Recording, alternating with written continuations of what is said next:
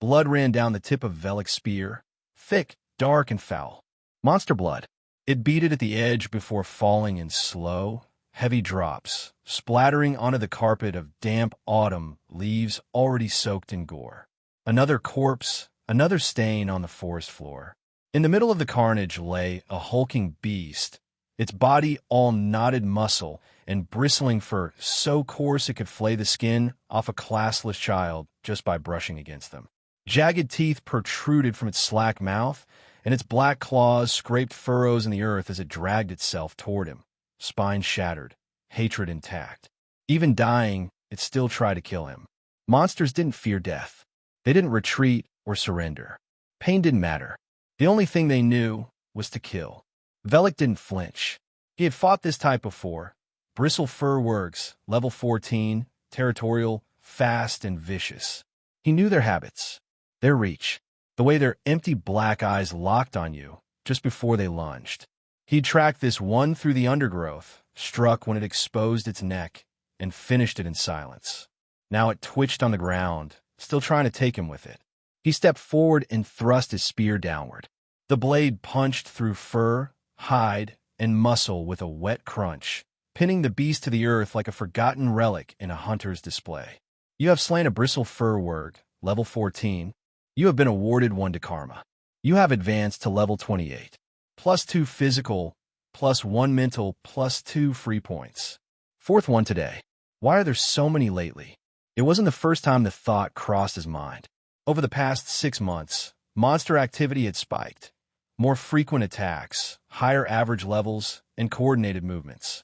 What started as a busy spring had evolved into something worse. He glanced at the corpse. Last year, monsters of this caliber were rare, level 10s, maybe 12. Now, he was taking down level 17s on bad days. Elite-tier beasts were becoming alarmingly common. Velik wasn't scared. He didn't do scared. But he wasn't reckless either. He knew that soloing high-level monsters wasn't sustainable forever, not even for someone like him. And no one wanted to hunt alongside a dusk-bound outcast with a strange class and no guild insignia. So he got clever, learned to trap, learned to wait, learned to kill fast. After ensuring the area was clear, no ambushes, no second attackers, he opened his status screen, the glow illuminating his face beneath the forest canopy. Status: Name: Velik. Race: Human Duskbound. Class: the Black Fang. Level: 28. Physical: 87 +8. Mental: 51 +2. Mystical: 22. Free points: 2. De Karma: 26. Skills: Predator's Visage, rank 7. Spear Warden, rank 4. Stealth, rank 6.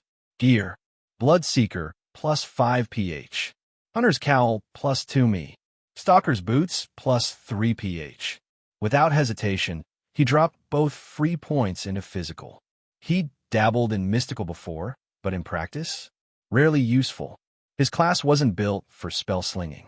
It was built for stalking, for killing.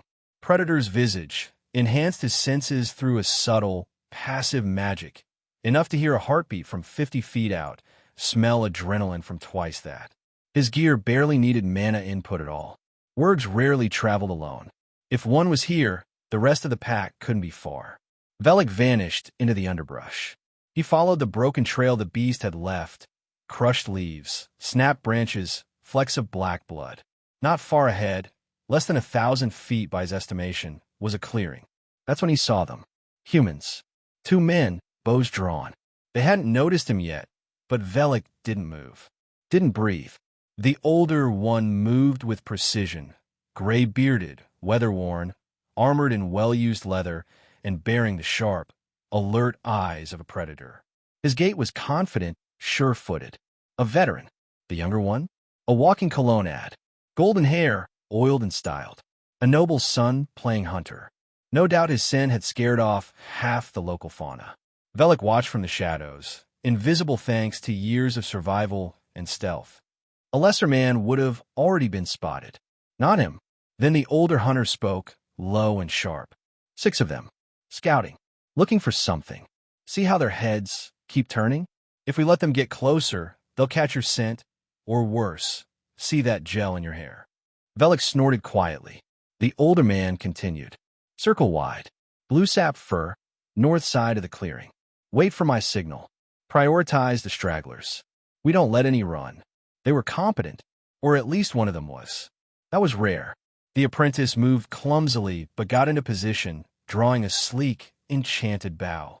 The moment he notched an arrow, silvery, probably mithril, Velic knew it was magical. Serious gear. Then he fired. The shot hit true, slipping between a wurg's eyes and burying into its brain, despite the skull's tricky slope. One down. He fired again, and again. Clean kills. The pack scattered. The older hunter stepped in with precision, his arrows striking exposed flanks and necks. One beast managed to escape, limping and trailing black blood. Velic ghosted behind the hunters, curious to see if they'd finished the job. They did. Well done, Jensen, the older one said. They knelt by the corpses, discussed harvests, none of which were worth the effort, then turned toward the town. No point staying after dusk. Even I wouldn't walk unfamiliar woods at night. Velic remained in the shadows. Smart advice. For them. But Velic wasn't them. The frontier didn't need cautious, part-time hunters. It needed monsters that hunted other monsters. It needed him. As he turned away and vanished into the dark, his smile returned, feral, fanged. Let them have their safety. He would take the night. After all, someone had to teach the monsters why shadows bite back. Velic didn't remember how it began.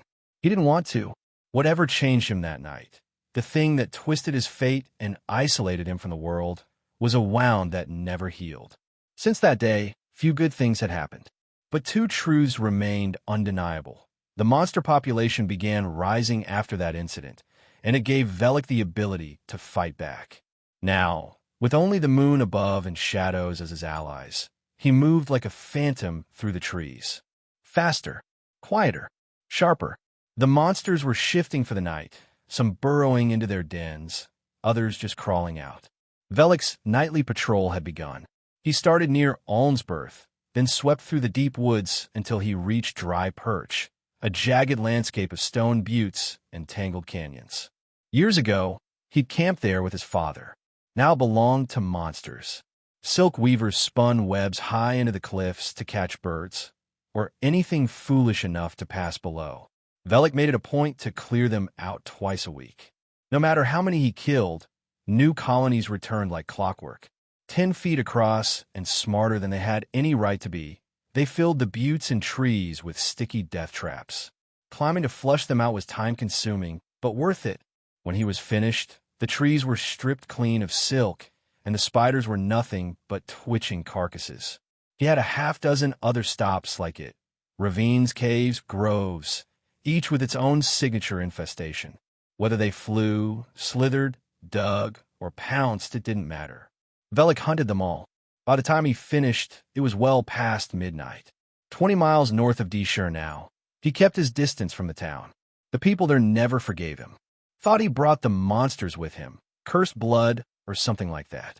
He hadn't asked to be changed, but something in him had shifted that day. Still, he hunted the monsters that stalked the edges of their homes. Not everyone in Deshire had turned on him. The few who hadn't deserved protection, too. Freshly leveled, Velic knew he had a while before another jump in power. Still, he was hoping the new hunters in the area stuck around long enough for him to push his stealth higher. With luck, he could merge it into Predator's visage soon and free up a valuable skill slot. Then a scream. Thin. Far off. Human. Velic froze. Half a mile, maybe less. A young voice. Panic cut through the air like a blade. Someone out this late? Or someone taken? Not all monsters were beasts. Some were clever. Sadistic. There were creatures that could sneak into homes without a sound, pluck victims from their beds, and vanish again without leaving a trace. He wouldn't make it in time to stop them, but he could make sure they paid for it. Another scream, louder now. Female. Then came the screech, inhuman, blood-curdling, and full of magic that rolled over Velic like a wave. His skin prickled. His lungs caught. Even from hundreds of yards away, the sound twisted his nerves. A night screamer. Or worse, maybe even an elite. He surged forward, trees flying past in a blur. Could be a wraith. Could be a flesh snipper. Either way, it had found prey. If he could get there in time. He clicked his tongue, and his spear unwound from around his forearm like a living coil, snapping into his hand. Though it looked like polished wood, it was harder than steel and sharpened to a whisper-thin edge. The blade could split boulders, and had. Velic barreled through the thinning trees, the hills rising ahead. His vision pierced the dark like midday, aided by the enchantments in his hunter's cowl. Every sense honed, every step calculated. Just ahead, two figures emerged in the moonlight. One was down, bleeding into the grass. The other, a woman, stood trembling, clutching a thick tree branch in both hands. She held it out like a spear, aimed at the monster circling above. Velik's eyes locked on it. 30-foot wingspan, massive fangs, gleaming talons. Definitely an elite. The screamer flapped wildly, building air in its lungs for another devastating cry. Velic could already see the woman wavering, her hands shaking as the magic sank in. Her resistance stat was too low. The next scream would stun her, paralyze her, and then the bat would dive. Velic didn't hesitate. He'd never make the distance before the creature attacked, so instead he timed it perfectly. The moment the monster dropped, claws outstretched, Velic struck. He erupted from the shadows like a blade from its sheath, spear first. The tip slammed into the bat's face with all the strength and velocity he could muster. The edge sheared through cartilage, teeth, and skull, exiting out the back of the beast's head with a burst of gore. The momentum crushed him. 1,000 pounds of elite monster collided with Velic midair, slamming them both to the ground in a tangled heap. Then, you have slain an elite night screamer, level 20. You have been awarded 2 to karma. Ow! Groaning, Velic shoved the corpse aside and pulled himself upright. His ribs screamed, but nothing felt broken. That's not how you take down a screamer. Idiot, he muttered to himself. Should have let it kill her and done it clean. Still, he grinned. They were alive. Both of them. The man on the ground was gasping, barely conscious. Weak constitution, probably. His pain had broken the screamer's influence, but he wouldn't last long without help. The woman was swaying dazed. Her hand still clutched the stick limply. Her eyes were unfocused. Velic retrieved his spear, wrapping it again around his arm, and climbed the short hill to where they stood. "What are you doing out here at night?" he barked. "Trying to get yourselves killed?" The woman blinked, sluggish. He reached out, grabbed her shoulder, and spun her toward him, and froze. Those eyes. No, it couldn't be. Her gaze sharpened, recognition blooming behind the confusion. "Velic?" she whispered. Hey, welcome to Firescale Audiobooks. If you enjoy our audiobooks, please consider subscribing to the channel. Also, feel free to share your review in the comments section below. Velic recoiled from the woman. "You are mistaken," he said harshly. "Return to your homes before another monster finds you." "No, Velic, please." He turned away from her and pulled the hood of his hunter's cowl lower. "I told you that's not me." "Of course it is. How stupid do you think I am?" "Please, just let me explain." There was nothing to explain. He'd shown up in town, 7 years old, clothes in tatters, shoes long since lost, and the adults had seen Duskbound. They'd already weathered 3 assaults and were eager to blame someone. His own family had died on the second night, well before Velic had returned. There was nobody left to speak up for him, nobody except Sildra's family. He'd thought for sure that they'd listen, even if no one else had. Even back then, Duskbound had given him exceptional night vision. He could clearly remember seeing her crying face in the window when her parents had closed the door on him. What could she have done? She was a child, barely a few years older than me. It wasn't her fault. "There's nothing to explain," he said gruffly, glancing down at the man, someone Velic didn't recognize. He gritted his teeth in annoyance and reached into his supply pouch for one of his few healing potions. They were 1,000 dekarmos each at the system store, but without it, there was no way the man was going to walk back to town under his own power. With a grimace, he tossed the glass vial to Sildra. "Give him this." And then he was gone, employing all his considerable speed to reach the trees before his childhood friend could reopen any more old wounds. Once he was out of sight, he slowed down and took a deep breath. He hadn't seen Sildra in a decade, hadn't expected to ever see her again. Stop freaking out, idiot. You're 15 miles from getting these people to safety, and there's still 3 hours until the sun comes up. He stood on a thick tree branch 30 feet off the ground and watched Sildra uncork the vial to the healing potion he'd left behind. Hesitantly, she grabbed the man's head and tilted it back while she poured a trickle of liquid down his throat. The man coughed and jerked upright, grabbing at Sildra's wrist while she flinched back and spilled half the potion all over the ground. "Oh no," she yelped. "Hold still. Come on. Those things are expensive," Velic muttered. He glanced around, spotted a ring-tailed giant ferret sniffing the air a few trees back, probably smelling human blood for the first time. He'd figured out a long time ago that they had freakishly powerful senses of smell, so strong that he'd baited an entire infestation of them in 3 years ago, wiping out 200 of the nasty little beasts in one night. He jumped between trees, nothing but a whisper in the night, until the ferret was right below him.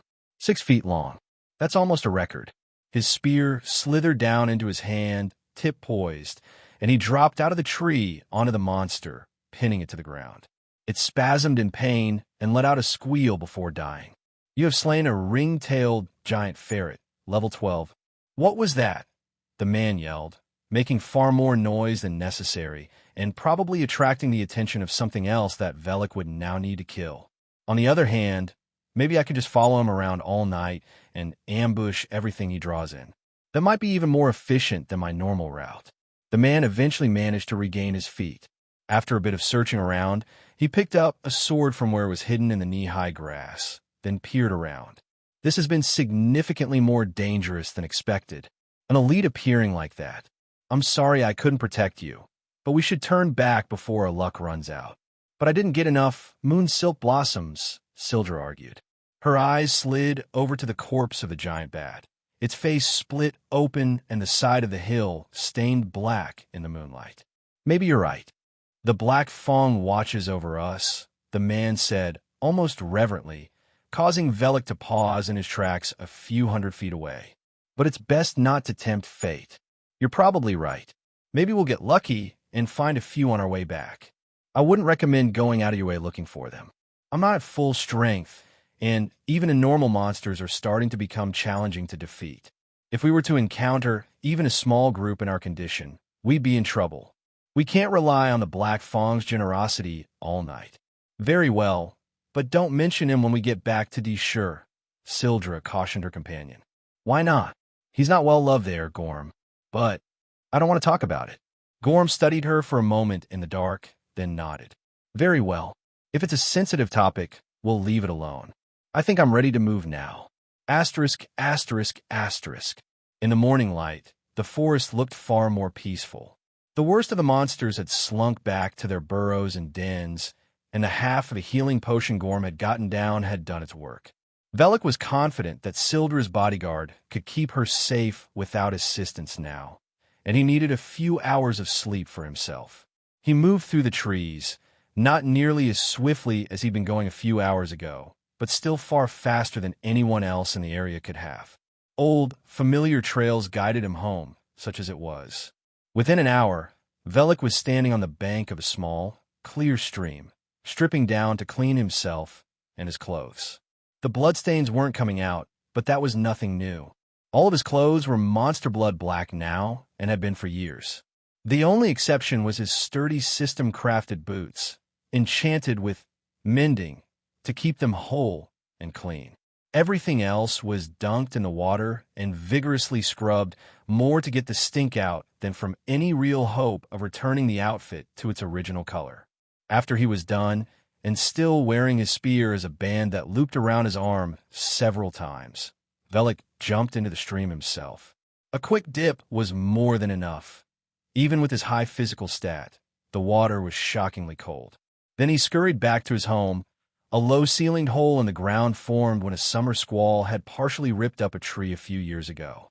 Velic had discovered the place, enlarged the hole underneath, and fortified it with planks of what could only generously be described as rough-hewn wood. There was no skill in their crafting, just a tremendous amount of system-granted strength and coordination keeping his cut straight. The doorway itself needed to be lifted out of its groove and slid to one side to gain entry. No easy feat considering it weighed a quarter ton. It wouldn't stop a monster from ripping its way in, but it did prevent casual exploration from monster and animal both. And when he was inside trying to sleep, it would give him enough of a warning to prepare for a fight if something did send him inside and attacked. That was all Velic could ask for. It was a far sight more security than anyone else sleeping in the forest could claim. A lot of people out in the woods lately, he thought while slipping inside and setting his door back into place. I suppose I'm not the only one who noticed how thick the monsters are getting. Something's got to give soon. Hopefully winter will slow them down in a few months. A decade of killing monsters had done nothing to slow the rising tide, but Velic was older, smarter, and stronger now. It had been 3 years since his last expedition into the deep forest to hunt for the source of the monsters, but he was planning another one now. He just needed the influx to die down, preferably after he reached level 30 and merged stealth into Predator's visage. That would give him 2 open skill slots, and he was looking at a few options to give him both range and burst damage to help deal with the next elite monster he ran into. A few thousand more Dekarmos wouldn't hurt anything either. His funds were extremely low right now, and they didn't reliably appear when he killed a monster. But at the rate he was going, he expected to be ready to go hunting again soon. It was just a question of when. This time, he was determined to find the source. It was out there, somewhere, that thing he'd accidentally unleashed as a child, the father of all monsters. It had taken everything from him, and Velic meant to return the favor. Soon. When the first settlers had shown up and founded what was now known as Sildra, they'd immediately prioritized building the Raven's Nest. 2 stories tall, and with 8 rooms for travelers to rent out, it was the town's centerpiece, and probably the only reason trading caravans bothered to venture this far out into the frontier. Sildra was a lumber town, which was fine, in Torwin's opinion, but there were trees closer to civilization that had less monsters living in them, so he didn't really see why this particular town even existed. But he wasn't here as part of a caravan. No, he'd been hired to find and kill monsters. And since the Raven's Nest had the nicest inn for 100 miles, Sildra had become Torwin's home base. The seemingly limitless supply of ale had nothing to do with that decision. Torwin made his way down to the common room about the same time the eastern sky started brightening with pre-dawn light. He wanted to push Jensen today, see if he couldn't get the boy's physical stat to mature a point on its own without system intervention. Not that Jensen would thank him for it. No, the boy would be bitching and moaning by late afternoon and want to take extra breaks to offset the early start. Morning, Torwin, Induar said from the wood stove behind the bar. The usual? If you've got it, Torwin said. 3 eggs, slice of ham, extra large mug of ale. Thanks, the old ranger said, placing a pile of 5 copper hess plates on the counter in front of him. Technically, his meals were included in the price of his room, but he knew Induar was getting up early to cook for him, so he didn't mind adding a little extra. Besides, it wasn't like hess plates were worth much. A single Dekarma could be traded for 5 or 600 of them, easily. It was only little frontier towns like Sildra or impoverished slums that even used them. Any luck finding your Black Fang yet? Induar asked. Nothing, not even a footprint. I'm starting to think this is some sort of prank the whole town is pulling on me. Oh no, I assure you, he's very real, the cook said with a laugh. Doesn't much like company though, so I'm not surprised you're having trouble finding him. After 2 weeks, though, I've been up and down this whole stretch of the frontier. 50 miles in either direction. Even stayed up in D-Shur one night, just so I could poke around the woods up there, and let me tell you, they've got nothing on your place. Don't try to butter me up, old-timer. I only speak the truth. 3-day-old bread and a slab of meat I couldn't even identify. It was so burnt. I've eaten better foraging for food after a month out in the woods. There were 5 towns in close proximity out in this corner of the world, with Sildra being somewhat centrally located. They'd pooled resources together to take out a contract with the Hunters Guild, and Torwin had seized it as an opportunity to push his apprentices' levels and skills up. It wasn't until they'd actually arrived in Almsburth that he'd started to suspect the extent of the problems up here had been misrepresented. Going out into the woods was taking his own life in his hands. A monster encounter was an absolute certainty, probably several times a day, even if he went out of his way to avoid them. The monsters seemed content to pass by the towns, with only the bravest and stupidest of the farmers maintaining fields too far from the relative safety of civilization. But there wasn't a person in a single one of these towns who hadn't lived through a horde. If their stories were to be believed, it was incredible any of these places were still standing. Things had been bad 10 years back, and then they'd slowly started to get better over the next few years. But the monster problem had never quite gone away completely. In the last few months, it had gotten worse than ever, with 3 of the 5 towns having fended off attacks over the summer. It's not natural. Not once in 30 years have I seen anything like this. Something's wrong here, and not a one of these supposed frontiersmen has the first clue. The Black Fang, on the other hand, might just have some answers. All 5 towns knew of him. There were plenty of rumors, though the folks up in D-Shire stubbornly insisted he was the cause of all the monsters in the first place. But no one had been able to really explain who the Black Fang was, or where he'd come from, or even if he was actually human. Torwin had heard a few rumors claiming he was part monster. It was all a big, jumbled mess. He'd come here for some easy karma and to train the apprentice the guild had foisted on him, not to untangle whatever it was that was going on out there. And yet, he was a professional, gold-ranked, and with a reputation to uphold. He couldn't just run out on the place now that he'd agreed to take care of the monster problem. Of course, it'd be a lot easier to do that if Jensen would get his ass out of bed. That kid's never going to evolve his class if he keeps sleeping in every morning, Torwin thought sourly. You just keep at it. I'm sure you'll find the Black Fang eventually, Induar assured him. Here, food's almost ready. And that's another thing. What kind of name is that anyway? Someone told me it's his class, but I've never heard of it. The cook shrugged. Never met him myself, and don't know much about it. The man doesn't spend much time in town. I don't think he's been in Cellaret in the last few years, though I had a friend down in Almsburth who said he saw the Black Fang there about 6 months ago. Probably dead and in some monster's belly, Torwin grumbled. That'd be my luck, just chasing ghosts through the woods for a month. It wasn't all bad. The monster levels were too low to do Torwin any good, but Jensen was getting plenty of practice tracking and killing them. He'd already advanced, tracking twice this week alone, and marksman was close to ranking up too. It was too bad the man was so stubborn about not wanting to take survivalist when he opened up his next skill slot. That was going to delay his class evolution by months at minimum. But Jensen's family had too much power to be ignored. Torwin was stuck with his apprentice for the foreseeable future. At least, he was if the lazy jerk ever showed up. It had been 20 minutes now. Breakfast had been served and eaten. The beer was gone, though Torwin was considering his second mug, and sunlight streamed in through the windows.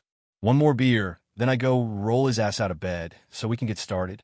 Raising a hand to get Induar's attention, Torwin jiggled his empty mug and said, "One for the road. Asterisk, asterisk, asterisk. Morgus's massive hairy balls. Why are we awake right now?" Jensen whined, doing the guild master a favor, getting paid well for it. Just keep the kid alive for another 6 months. It's his own fault if he's still a tracker, then. Torwin wanted to reach out and smack his apprentice upside the head. Instead, he said, "Because we're here on a job and we're not making any progress on it, which means we're not working hard enough. I'm working plenty hard. You could have at least let me eat breakfast. You could have if you'd gotten out of bed when you were supposed to." Torwin blocked out Jensen's complaining and glanced around curiously. It was never truly silent out in the woods, not unless something really bad was going down.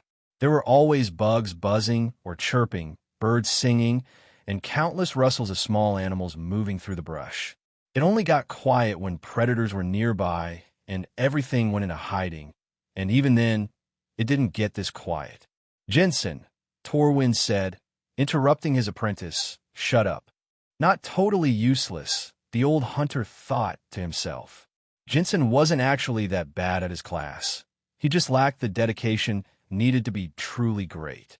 Once he was focused on an issue, however, he was competent. The kid was already bringing up that fancy bow his father had bought him, the one that created steel arrows out of magic. "I don't smell anything," he said. Glancing back at Torwin, he added, "Downwind, you think?" or some sort of scent masking skill. Cocking an eyebrow, Torwin pointed up into the sky. Jensen followed the finger and froze, the blood draining from his already pale face when he saw what was flying overhead. It was obviously using some kind of magic to keep itself aloft, there being far too much mass for those thin skin flaps to do the job on their own. It looked something like a squirrel, except 30 feet long and covered in scaly plates of dark gray. Its incisors were huge and pointed, perfect for tearing into meat, and its tail had none of a squirrel's bushiness. Instead, bony protrusions grew out of it every foot or so. Torwin could quite easily imagine that tail smashing through a tree just from the physical force of the strike, never mind whatever magic it had besides what was supporting its flight. This one was probably beyond Jensen's ability to tackle. "What level is that?" his apprentice whispered harshly. "Dire Clubtail Flying Squirrel Elite, level 22. Stats, 39 pH, 22 Mi, 29 Mi. Skills, Wind Tamer, Shred, Massive Impact." Well, he won't kill it, but it's good to experience fighting monsters stronger than you. Plus it'll keep him humble. If you had Identify, you'd know. Get after it now. We can't leave something like that to just roam around the forest causing problems. After it? Are you insane? Jensen protested. Putting a hard look on his apprentice, Torwin said, "This is the job. Sometimes the monsters are bigger than you. Deal with it. Now move." Predator's visage had a couple of different skills mixed into it, but one of the most important aspects of Velic was that it gave him a sort of intuitive sense of where to look for prey. With the skill, at rank 7, it had a nice range on it, about 500 yards. The forest was a riot of autumn colors right now, all yellows and oranges except for a few stubborn evergreens clustered together, which made it far more difficult to spot animals than it might otherwise be. In another month, the trees would be filled with the grasping wooden claws of bare branches, and the brilliant leaves would be nothing more than a forgotten carpet of detritus on the ground. But right now, Velik's primary class skill, combined with his high mental stat, did the heavy lifting when it came to finding and killing new monsters. Normally, he slept through the morning and got up sometime around noon. Perhaps it was something in Duskbound that he didn't understand, or maybe it was his class. Something the system had given to him had drastically cut down on his need for sleep, and a good day for Velic was 3 to 4 hours. That gave him plenty of extra hours to do things besides just kill monsters. Today, he busied himself with hunting game, which had become scarce as more and more monsters appeared in the area. There were plenty of them that had no problems eating a deer or turkey. Even aggressive game like boars often died when they challenged a monster that had wandered into their territory. But Velik's food reserves were running low and monster meat generally tasted awful, so he went hunting for less dangerous prey. Luck was with him, and it took less than an hour to find fresh signs of a herd of deer that frequented the stream near his home. There were a lot fewer tracks than there'd been last year, the herd already decimated from the monster infestation, but they'd spare one more of their number to keep Velic fed for a few more weeks. His movements were more deliberate in the day, slower and cautious, acutely aware of the world around him and how it might perceive him. Still, he quickly spotted the herd through the trees some 50 yards off and circled around to get downwind. It wasn't something he had to consciously think about these days, not with Predator's visage coloring his behaviors. Stalking prey was second nature to him now. Velic didn't own a bow, not because he couldn't shoot one, but because his style of movement revolved around slipping through narrow openings that a bow would get caught on. He was hoping to get one that had the same shape-shifting property as a spear, and possibly with the ability to make its own arrows like that one he'd seen the younger of the two hunters using yesterday. Either it wasn't system-crafted, or it was so expensive that Velic hadn't been able to find it in the store yet. He was more than familiar with hunting in melee range, which was admittedly much harder to pull off, even with a rank 6 stealth skill. Sneaking up on a single monster was easy compared to approaching an entire herd of skittish deer, but Velic had done it plenty of times before, and he knew how to do it again today. He was in position on a thick tree branch hanging over the trail, spear poised and ready. All he had to do now was wait, and probably not for long. A few minutes, maybe half an hour at most, was all it would take. He already had his eyes on a nice, big doe, one that didn't have any fawns hanging around it. Everything was going perfectly until something crossed the sun overhead and cast its shadow over the herd. They panicked and scattered immediately, with the majority of them running off in the wrong direction and the stragglers darting between trees instead of down the trail.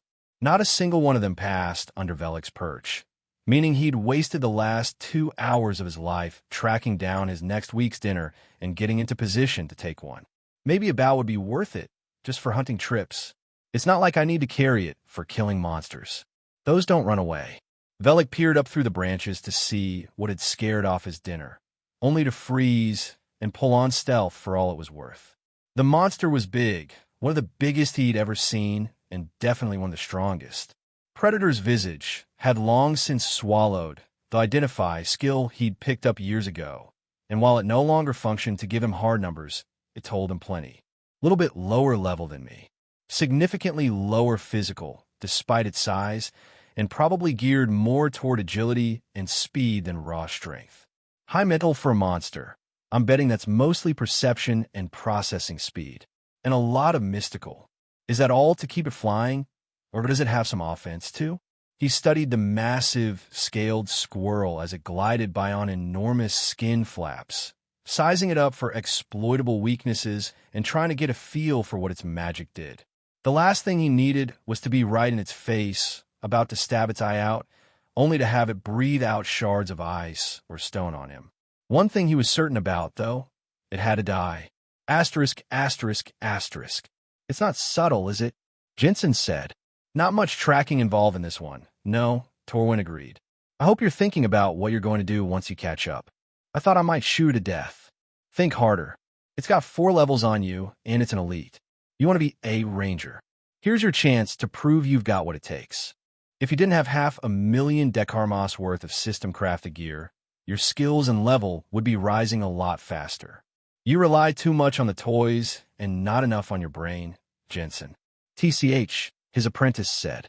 Have a little faith in me. Morgus himself has my back. I'm sure. That's why he warned you about that route you tripped over yesterday, right? Only because you kept prodding me to go faster. I don't have a level 50 rare class, old man. My physical is less than half what yours is. That would have been a fair point, except that a classless child could have shown more grace than Jensen had. He'd stumbled entirely because he wasn't paying attention to anything but that bow that made magical arrows he'd gotten right before they'd left Cravel for the frontier.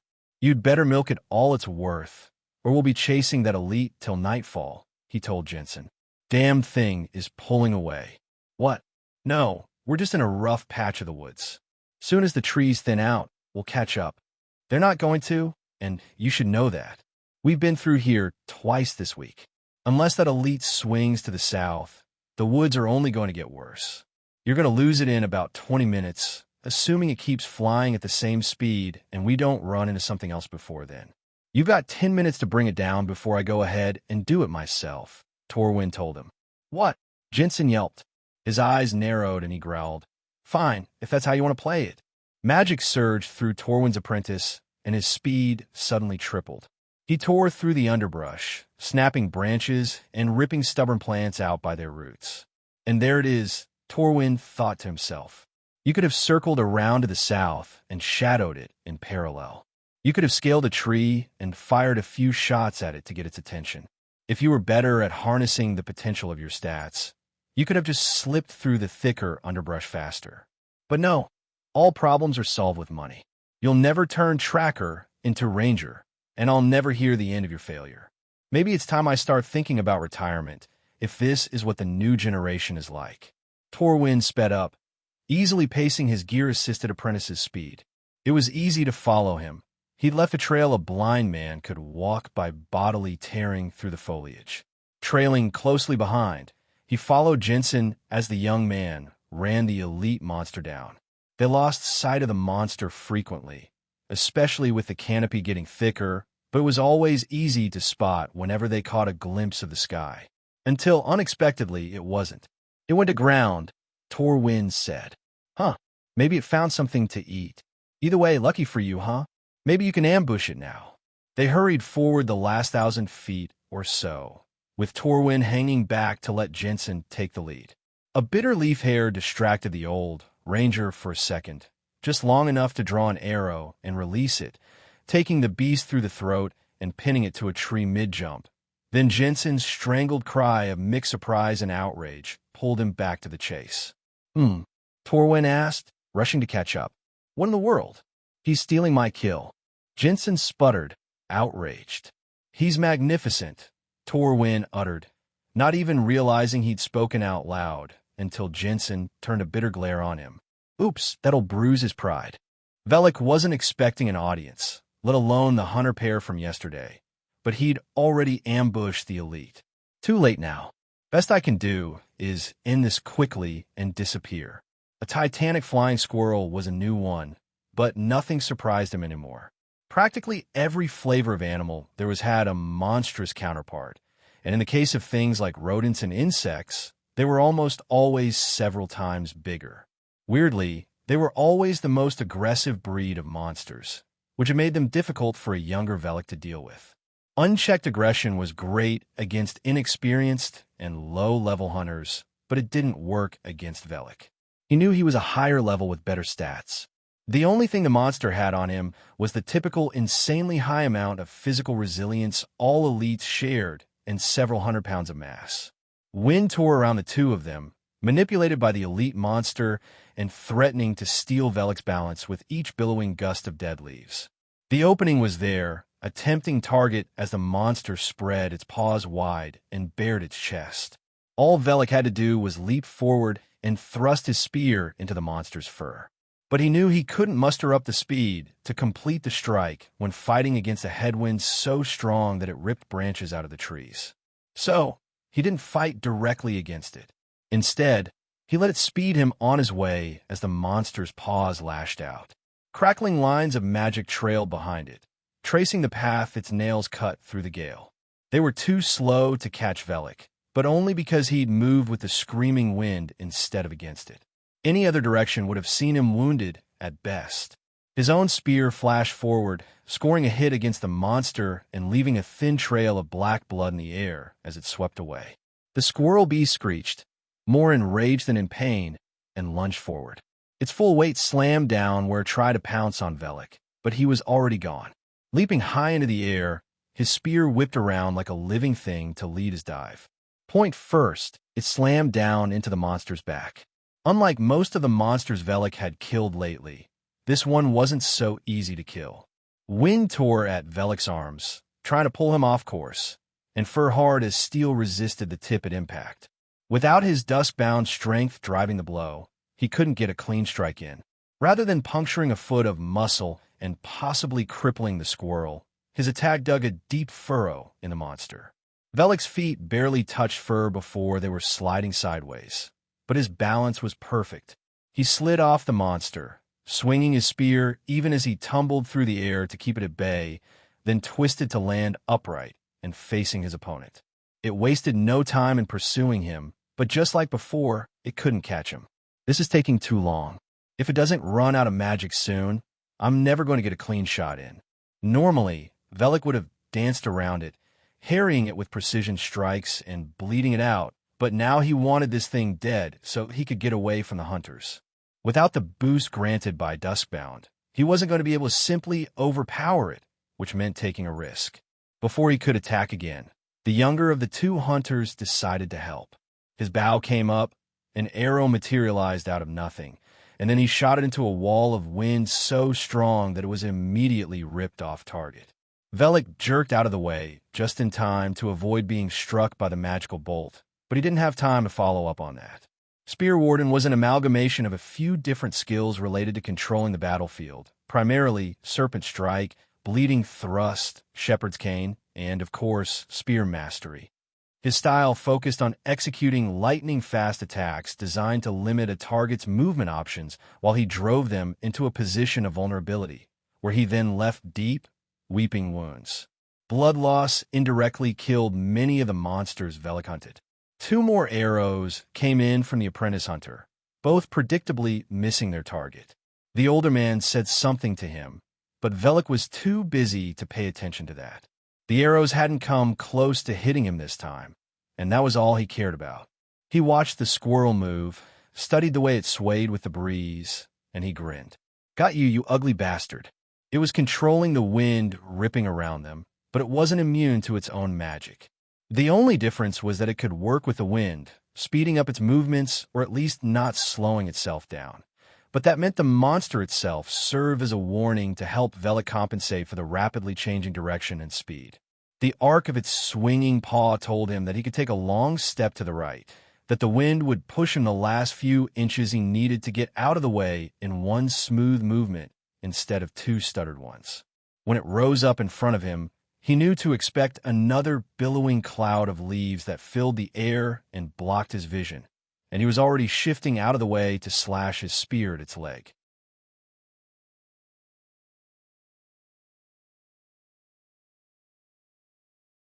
That didn't mean he wasn't still fighting against the elite monster's magic to deliver his blows, nor was he capable of casually slicing through its thick fur. Worse, whenever he tried to get out from directly in front of it, that long tail lashed out, proving that the thick, bony knobs on its length weren't decorative. This would be so much easier in 12 hours. At least it's ignoring those other two. I'm not sure I could stop something this big if it decides to go after one of them. Of course, that was the exact moment an arrow suddenly sprouted from its eye. Asterisk, asterisk, asterisk. He figured it out, Torwin thought as he watched the kid with the spear dance around a monster 5 times his size. Gale winds cut through the field, throwing wood, leaves, and dust everywhere, as well as spoiling Jensen's aim. A few of the arrows had come close to hitting the new hunter, but the boy had the presence of mind to dodge out of the way. Unlike the spear wielder, Jensen hadn't realized that he could read the sudden changes in wind direction by watching the monster's movements. Until he figured that out and compensated properly, the only way he was going to land a shot was through blind luck. "This is impossible," his apprentice growled. "That thing's magic is a hard counter to us. We need to retreat." "And abandon that boy?" Torwin asked scathingly, not that he truly thought the kid needed help. Unless he made a drastic mistake, the fight was his to win. It'd be a slog, but he'd wear the monster down with 1,000 cuts and claim victory. I'm sure he knew the risks of venturing out here on his own. I could try to cover him if he retreats, but it doesn't look like that's going to happen. "Jensen, you can't just abandon someone in danger out in the wilderness. That's not what a ranger does. What am I supposed to do then?" Jensen demanded. He raised his bow and fired another arrow, barely even making a token effort to aim as the wind swept it away. "Should I run in there and jump around like a lunatic with him?" Sighing, Torwin lifted his own bow and pulled an arrow from his quiver. Unlike his apprentice, neither of his weapons were system-crafted. They were enchanted by a guild enchanter, and it cost him quite a pile of Dekar moss, but Jensen's own equipment was obviously superior. Both of them knew that. Torwin sighted down his target, read the ever-shifting wind in the elite monster's movements, and shifted his bow slightly off to the side. Wordlessly, he let the shaft fly loose. They watched together as it twisted, blown off a straight course by a stream of wind that sped up the monster's lunging strike, only to land directly in the squirrel bee's side. "What the foo?" Jensen sputtered. "You could do the same," Torwin told him. "Sure, if I had your stats. Stats are a tool. They're worthless if you don't learn how to use them properly. Look at that boy. Look at the way he moves. He's not faster than that monster, not with its wind-controlling skills slowing him down, but it hasn't hit him even once. Do you think that boy has my stats?" Jensen scowled down at his bow, then gritted his teeth and lifted it back up. Another arrow formed, but he didn't get a chance to shoot it. The boy with the spear had taken advantage of the monster's injury, stepped into its blind spot, and leaped 10 feet straight up to drive his spear through the bottom of its chin. Did the shaft just curve slightly to get around the monster's paw? However the boy had done it, he dealt a lethal blow to the squirrel beast. The wind abruptly cut out as the monster collapsed straight down, all but burying its killer beneath its bulk. "You have helped slay an elite dire clubtail, flying squirrel, level 22. Jensen sucked air in through his teeth and flinched at the sound of the impact as the corpse hit the ground. Oh damn, that's it for him. Come on, help me lift it off him. It might not be too late for a healing potion, Torwin shouted as he rushed forward, only to skid to a halt 30 feet from the body. The boy stood up, unharmed but missing his spear, and dusted himself off. With a glance over in their direction, he snorted and ran for the trees. Wait, Torwin called out to him, but the boy had already disappeared. The hunters just would not give up. For 3 hours now, Velic had been listening to them clomp through the forest, chasing after him despite his best efforts to shake them loose. At one point, he'd thought he'd lost one of them, only to discover that the older, stronger one had split up from his apprentice. Torwin, if he'd heard correctly, could move through the forest without a whisper when he wasn't leading his bumbling apprentice around. That wasn't enough to catch Velic, of course. He'd been hunting these woods for 10 years, and Torwin had only been here for a few days. He didn't know the lay of the land like Velic did, even if he did an admirable job of avoiding the worst of the environmental hazards. Velic was almost positive that Torwin was responsible for killing most of the monsters the pair ran across, Jensen being barely able to keep up. An hour turned into 4, and then into 10. At first, Velic was mildly amused that they thought they could run him down. Then he started to get annoyed. He'd done nothing to deserve this. Was in fact busy trying to keep the towns from being completely overrun by a surging monster population. The pair should be out hunting their own monsters instead of killing whatever wandered into their path while they chased after him. Despite the unwanted complication, he did manage to kill a few hundred monsters of his own. How are there so many? This is insane, even compared to just a few weeks ago. The bright side of things was that he was building up his Dekarma supply quickly. It wasn't enough to buy a new piece of gear, but he'd be able to replace that healing potion by the end of the week at this rate. Something caught his attention at the edge of his range, just a flicker of movement or the soft, muffled scuff of a foot kicking some dried leaves. He wasn't sure what exactly it was, but he trusted Predator's visage. It was his oldest skill, and in all the time he'd had it had never lied to him. The hunters had caught up to him again while he'd been busy with a small pack of works. Leave me alone. I didn't do anything to you. Scowling in disgust, Velic fled deeper into the woods, well outside his normal trails. Asterisk, asterisk, asterisk.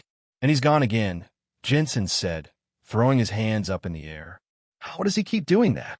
He knows the forest better than us. It's his home. Some jumped-up tree chopper with a spear is not better than 2 members of the Hunters Guild. It's ought to be some kind of a trick. The 2 of them stood on the trail, Jensen balanced on a pair of roots sticking out of the mud, and Torwin on a stretch of ground that didn't look nearly dry enough to hold him, but his feet somehow didn't sink. Jensen had asked him 3 times this week how he did that, but the bastard refused to tell him what skill it was.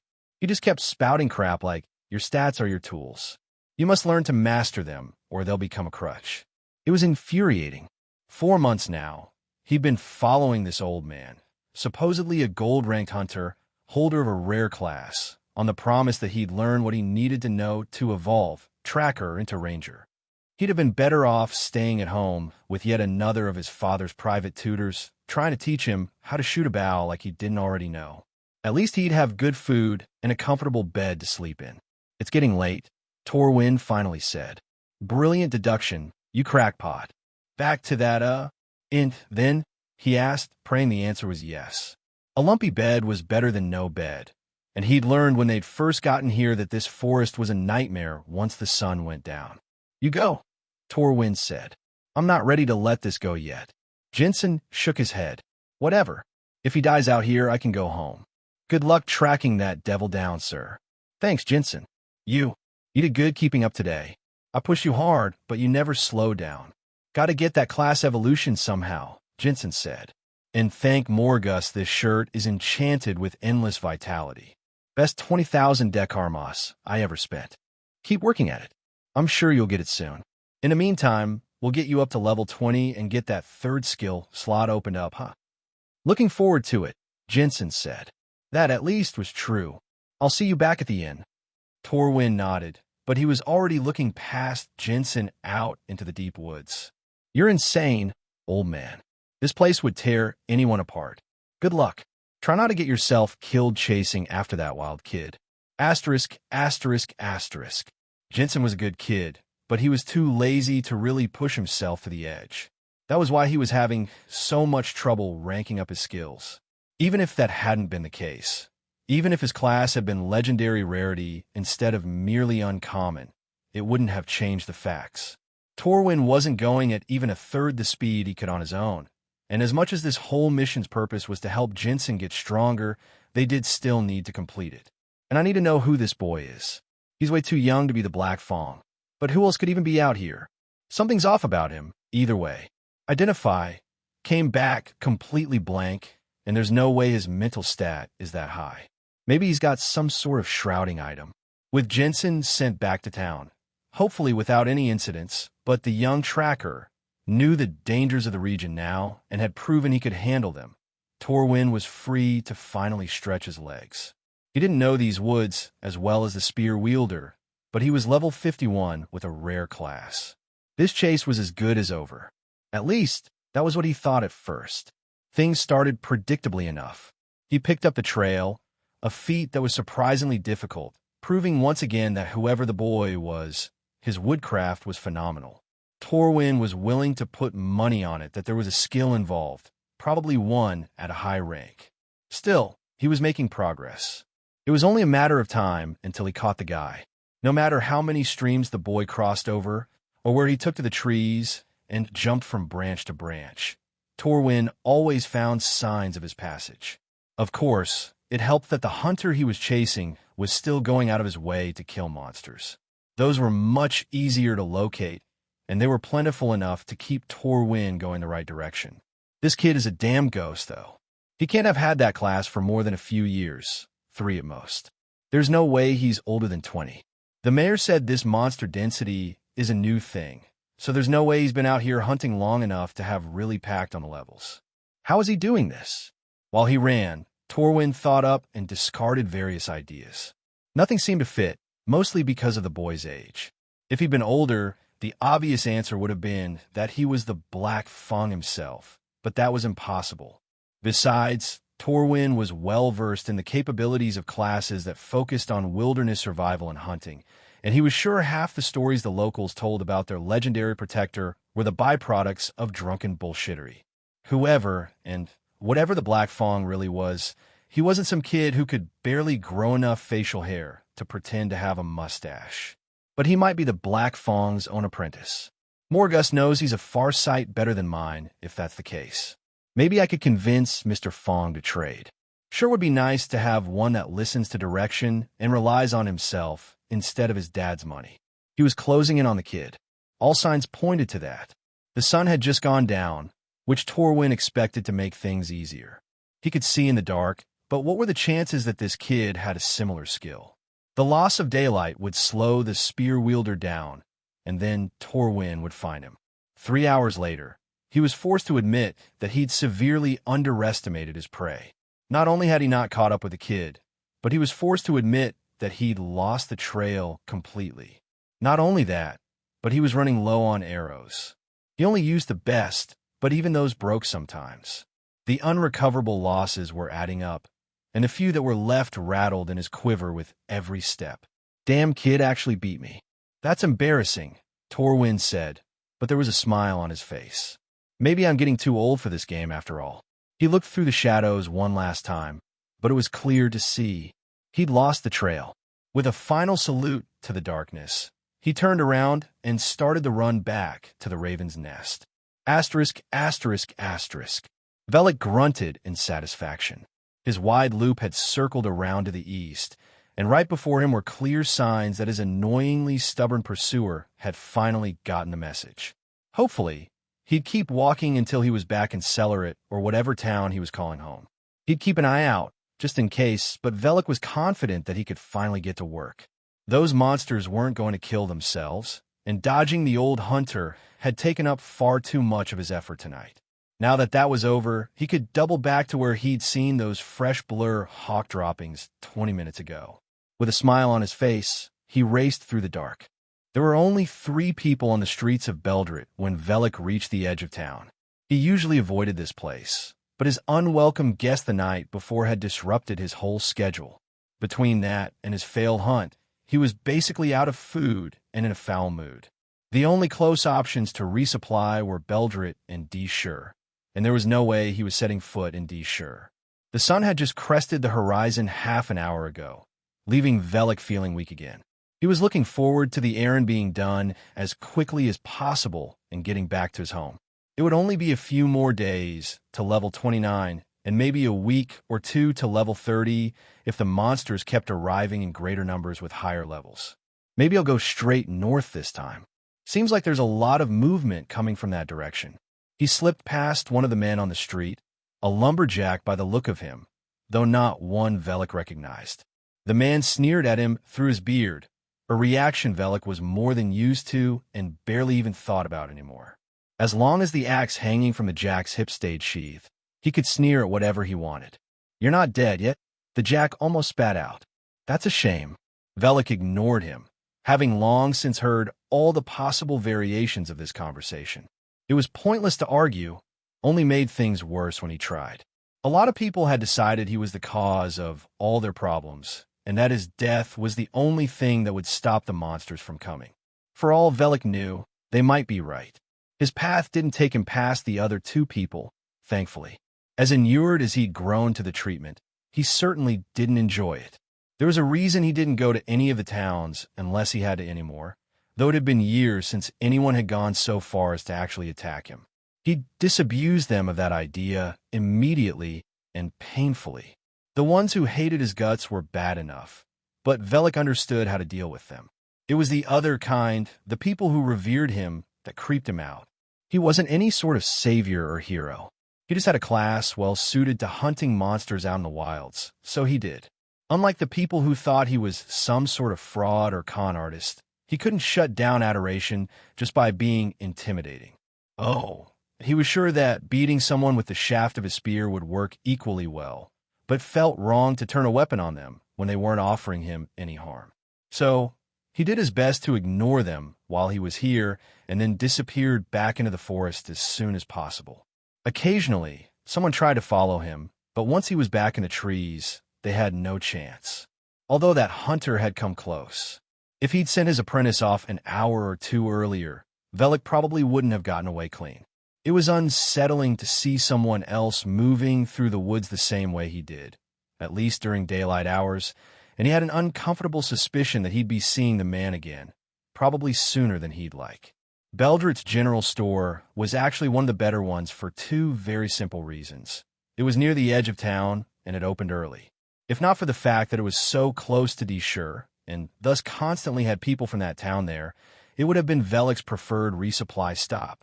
He slipped in through the front door, the little bell attached to the top, ringing only because he deliberately shook the door to set it off. The owner, a portly man whose shirt strained to hold back his belly, was standing with his back to the door, a wooden crate balanced on one hip, while he pulled little glass bottles out and placed them with deceptive care onto custom shelving racks designed to hold them. "1 second," he called out without looking over his shoulder. "Almost finished up here. And done. There we go." The box, now empty, hit the floor and its bearer spun in place.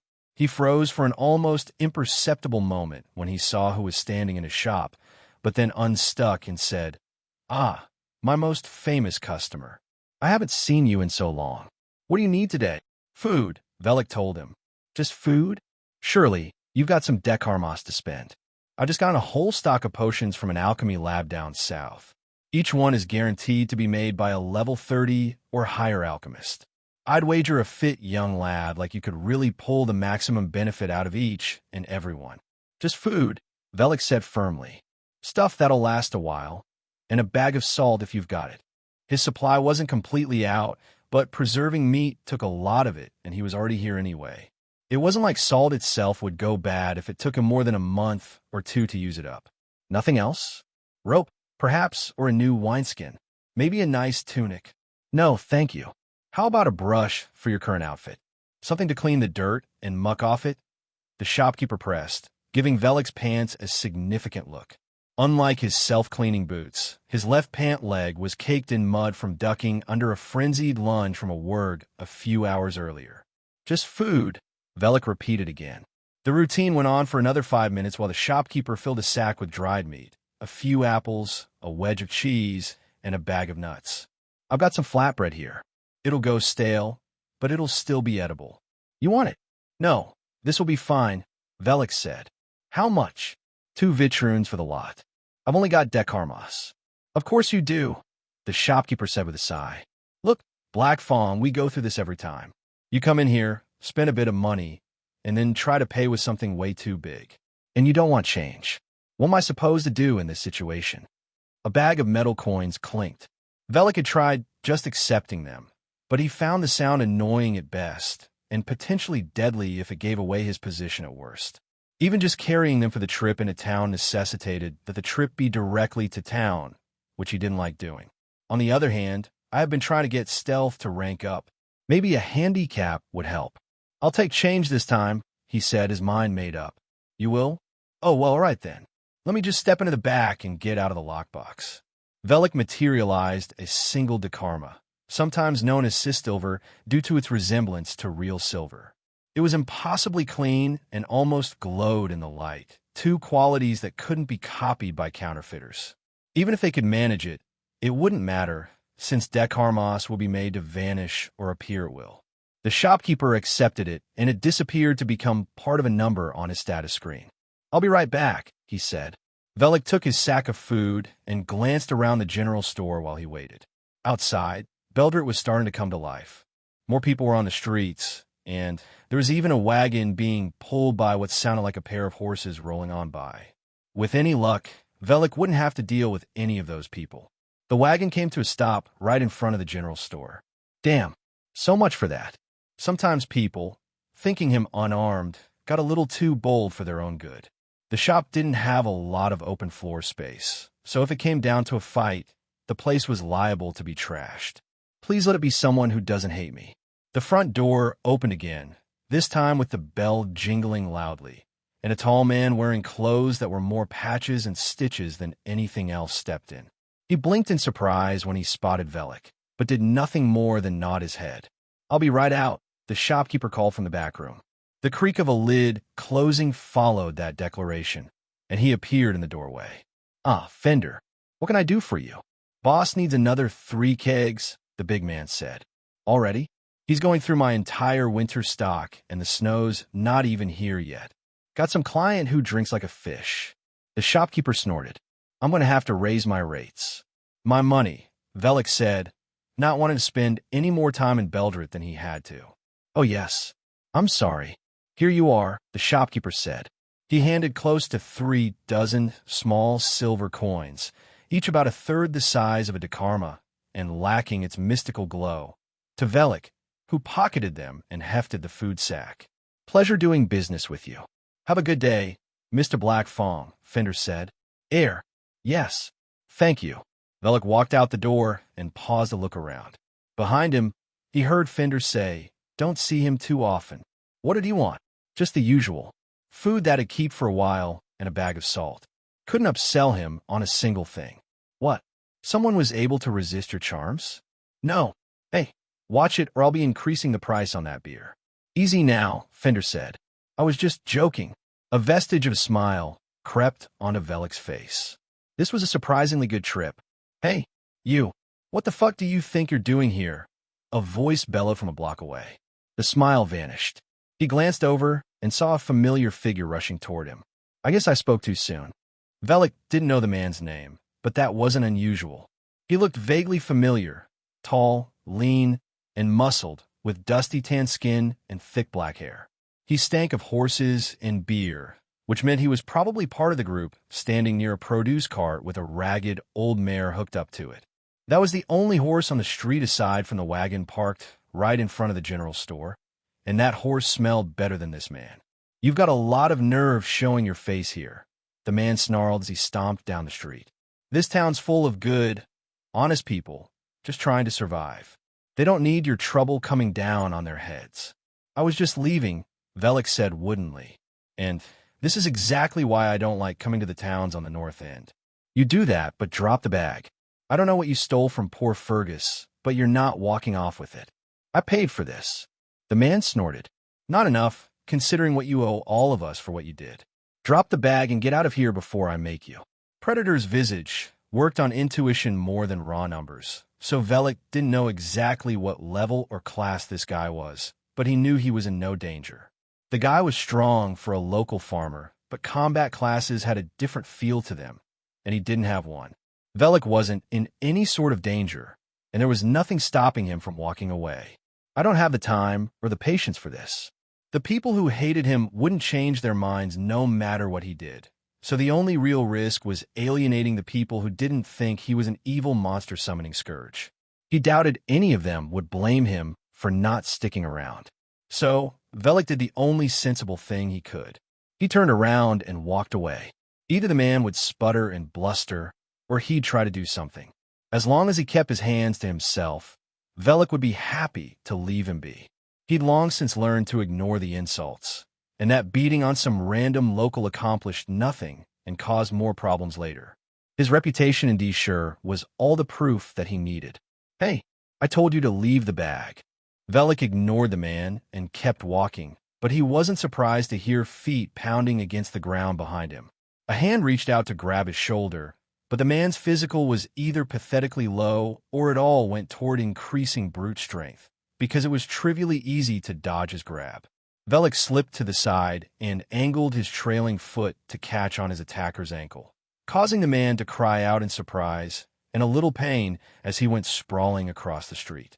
Velic didn't stop to check on him or see what he'd do next. He just adjusted the sack of food over his shoulder and kept walking. His attacker scrambled to his feet, but before he could lunge at Velic again, Fender interfered. The wagoner caught his arm and said, "What is wrong with you? You can't just attack someone in the streets just because you don't like them." "That's not some random person," the man hissed back. "That's that Darshu damn monster magnet. We're never going to have a night's peace as long as he's lurking around here." "You're lucky he didn't beat you to within an inch of your life," Fender told him. He stopped and sniffed. Are you drunk?" "I'm not drunk. I had a drink." Velic ignored the two of them and left town. Predator's visage included his old, sharp hearing skill, which wasn't something he could turn off, so he was forced to listen to the conversation, but it wasn't anything he hadn't heard many times before. They don't matter. All that matters is finding the source and fixing it. This time will be different. It has to be. He didn't know how many more times he could keep trying before he gave up completely. Asterisk, asterisk, asterisk. Torwin wasn't sure what annoyed him more, the fact that he'd slept until damn near noon, or that he'd still beaten Jensen out of bed. He'd pushed himself harder last night than any time he could remember in the last decade, which only made it all the more galling that he'd failed to catch up to that strange hunter. He hadn't been able to get an identify off, but he knew the boy couldn't be anywhere near his own level. He'd snoozed through breakfast, but Induar was a saint disguised as an innkeeper. He'd somehow predicted how things would play out when the old hunter had walked in just before dawn and had a meal hot and waiting for him when he'd shuffled down the stairs 5 hours later. "Rough night, huh?" Induar asked, sliding a plate of the usual across the bar. "Praise more, Gus," Torwin replied as he licked his lips. "You are a miracle worker. And yeah, spent all night chasing after some teenager out in the woods. Somehow the little devil gave me the slip. You must have had a chance encounter with the Black Fang."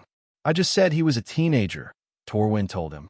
He snatched up his fork and knife and eagerly started cutting into the slab of ham. "Yep, that's the Black Fang." "How the ever-loving fuck does that work?" "I thought the guy had been active for years and years," Torwin thought to himself while he chewed. "Can't these people even get their stories about their local heroes straight with each other?" "He can't be the Black Fang," he said. "The Black Fang has been active for years.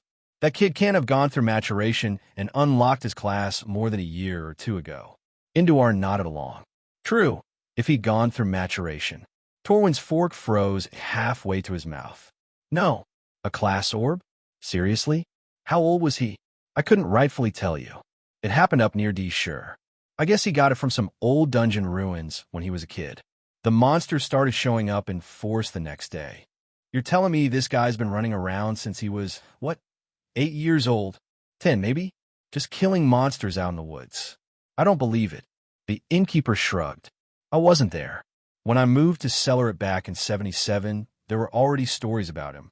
He's been active at least for the last 6 years. Huh. Torwin went quiet as he shoveled in his meal and washed it down with a mug of beer.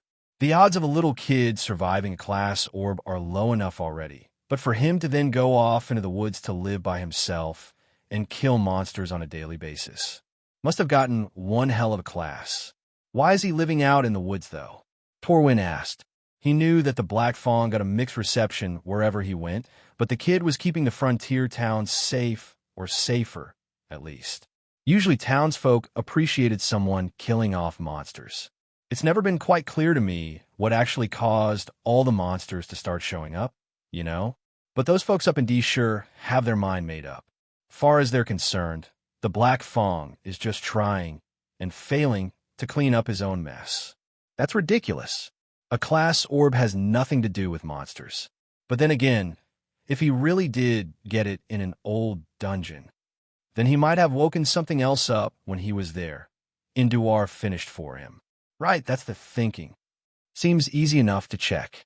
Just go to the dungeon and see. And a bunch of folks did, or so I heard. They didn't find anything, but that didn't make the monsters disappear. I heard the Black Fang himself confirmed there was something else in there when he was just a boy, but I couldn't tell you what. No one knows, Torwin asked. The innkeeper shook his head.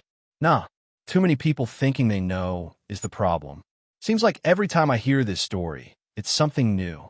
I expect he probably did see something when he was a boy, and that got the rumor started.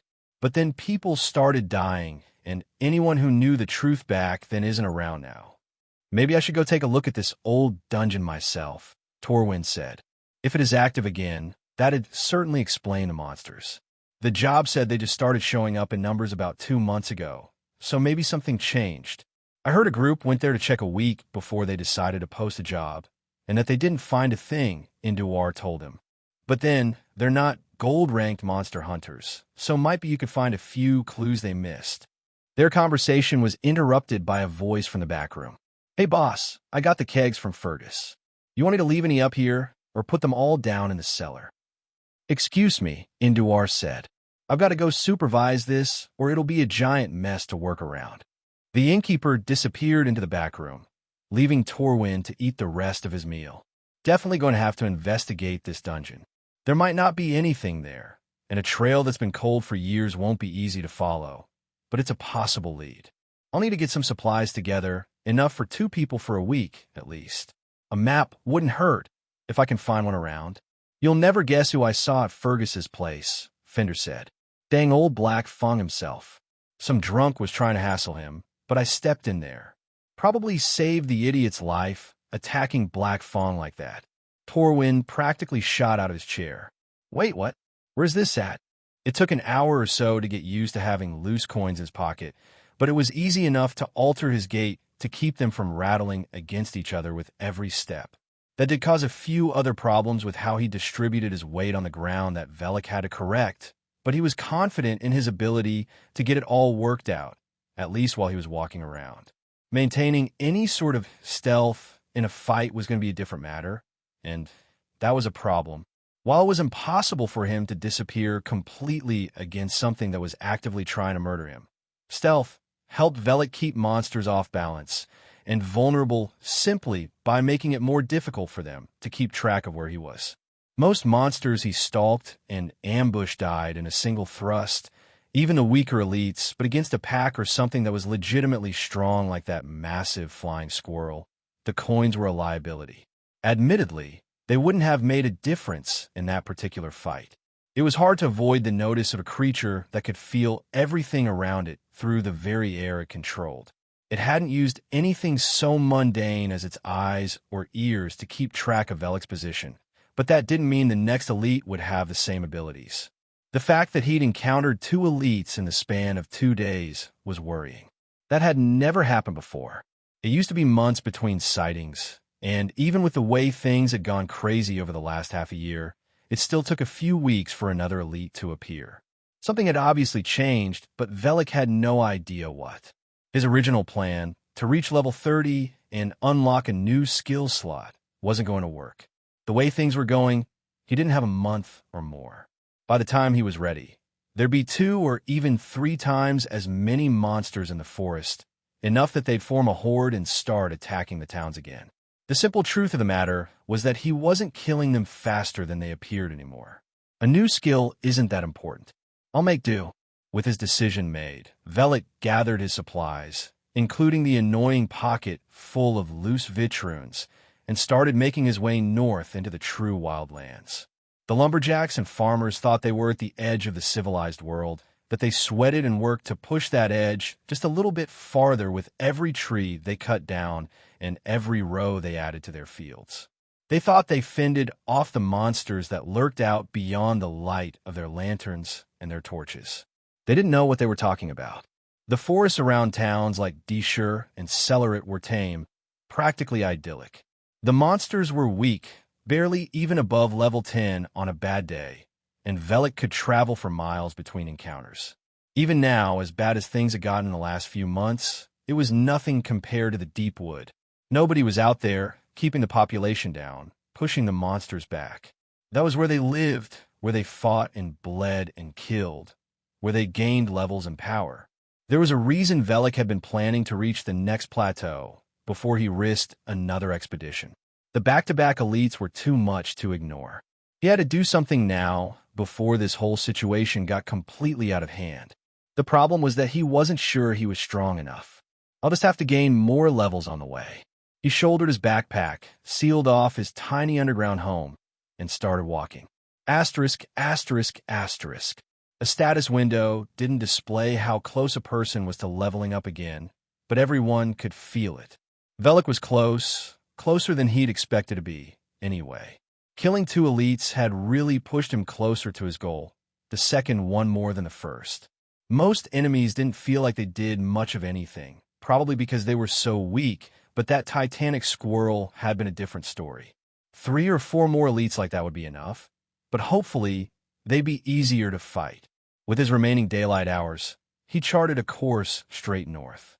He was still inside his normal patrol routes, where the enemies were weak and predictable, but the farther out he went, the less that was true.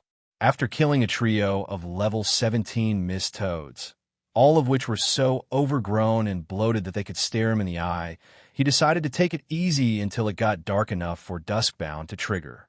As soon as it was night, he was off again, this time easily slaughtering anything and everything he came across.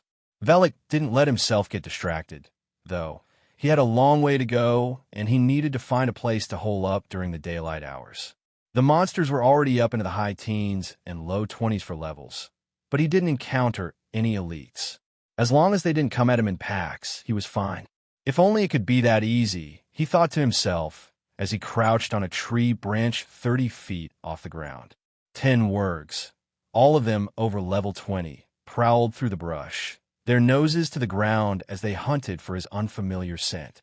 One of them crossed directly under where he was crouched, and Velic saw an opportunity. With no other monsters within 15 feet, he let himself fall, spear leading.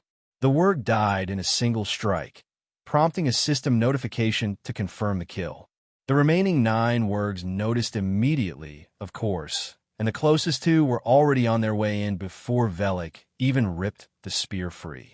He darted to one side, just in time to avoid snapping jaws coming at him with unnatural speed. This one's got some sort of movement skill. Mentally marking it to be wary of its next attack, Velic pivoted in place and dragged his spear across the next warg's flank. The shaft of the weapon shortened and the tip curved to give it more of a slicing edge, allowing Velic to easily cut deep enough that the warg's back leg practically fell off at the joint. Then the rest of them joined in, and Velic proved why it had been a wise decision to wait for nightfall. Everything was chaos for the next 3 minutes, with snapping teeth and scrabbling claws coming at him from every direction while he put every single point of his physical and mental stats to work keeping ahead of the wargs. Slowly at first, and then with increasing speed as he whittled their numbers down, Velic started landing hits.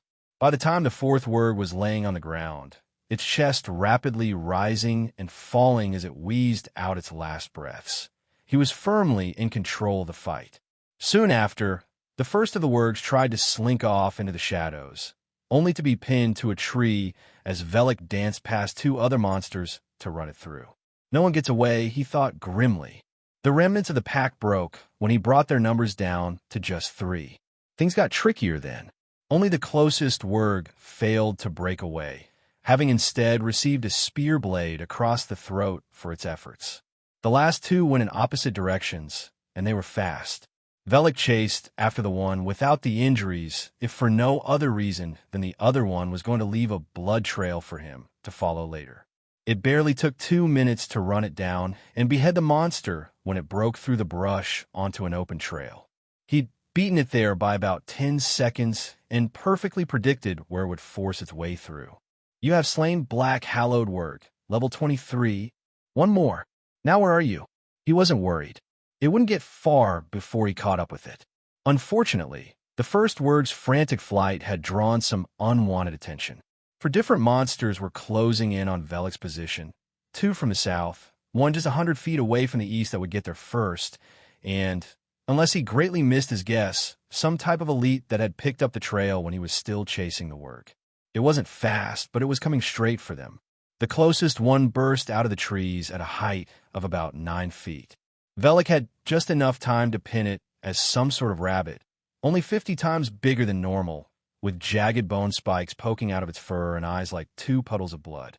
Then all he saw was a mouth full of needle-like teeth coming directly at his face right up until he put his spear into it and slung the monster sideways. It slid off the blade and crashed into a tree before falling limply to the ground. You have slain Flashmaw Hare, level 19. The 2 paired monsters appeared seconds later, a set of identical black bears, each about 4 feet tall at the shoulder and covered in armored plates instead of fur.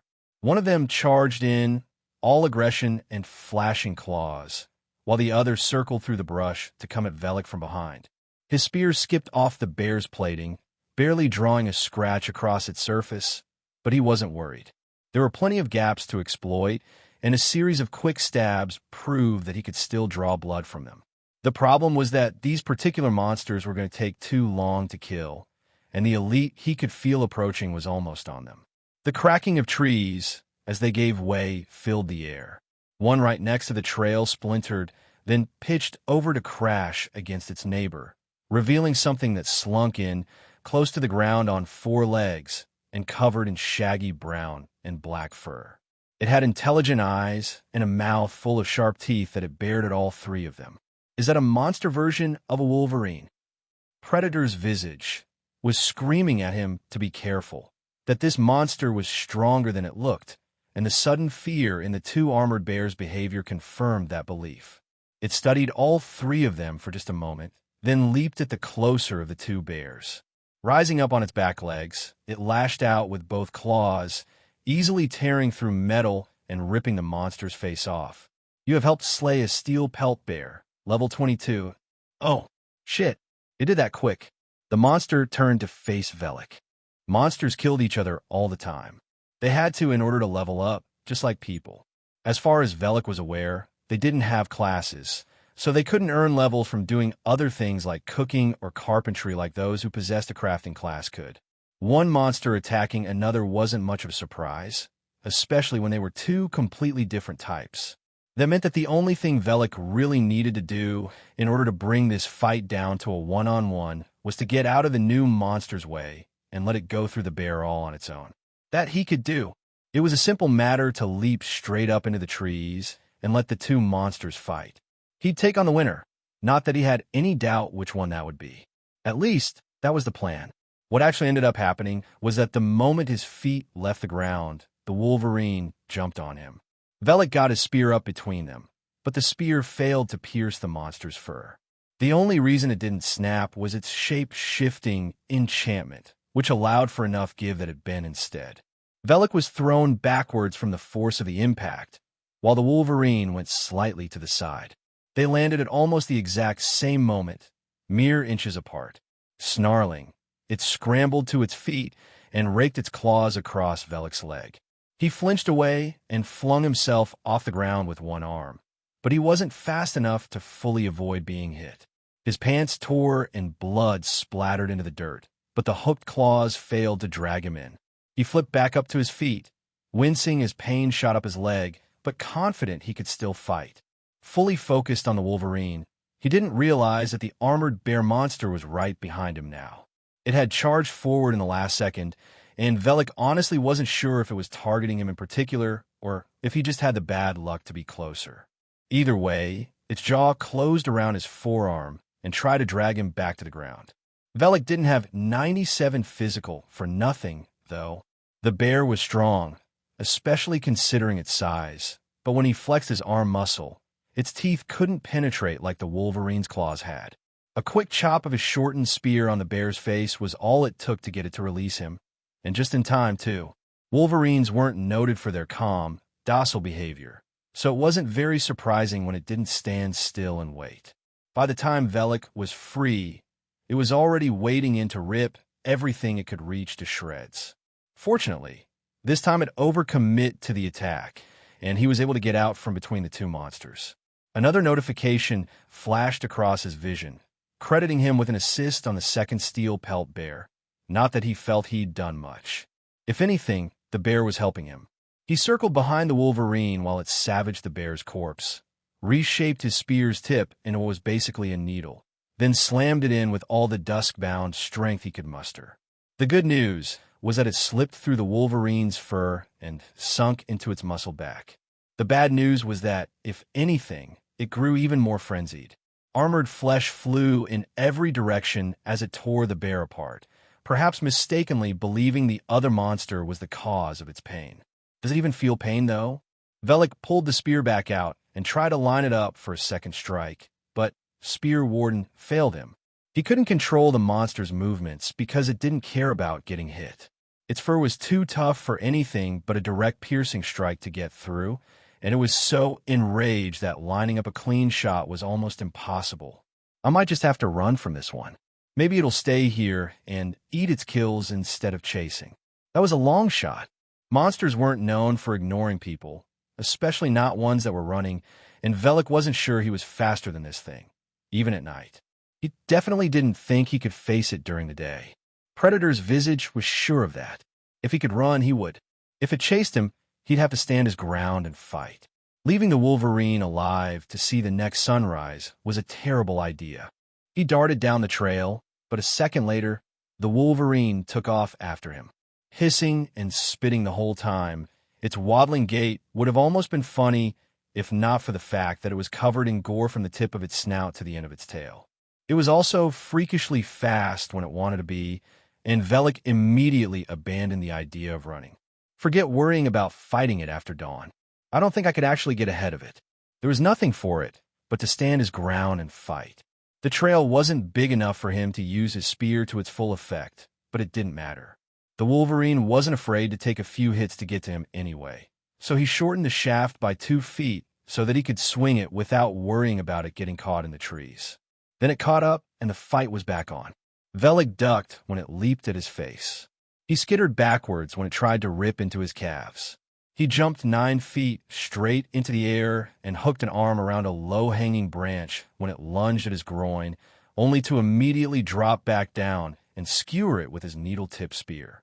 Pinning it to the ground would have required him to outmuscle the monster, something he couldn't do.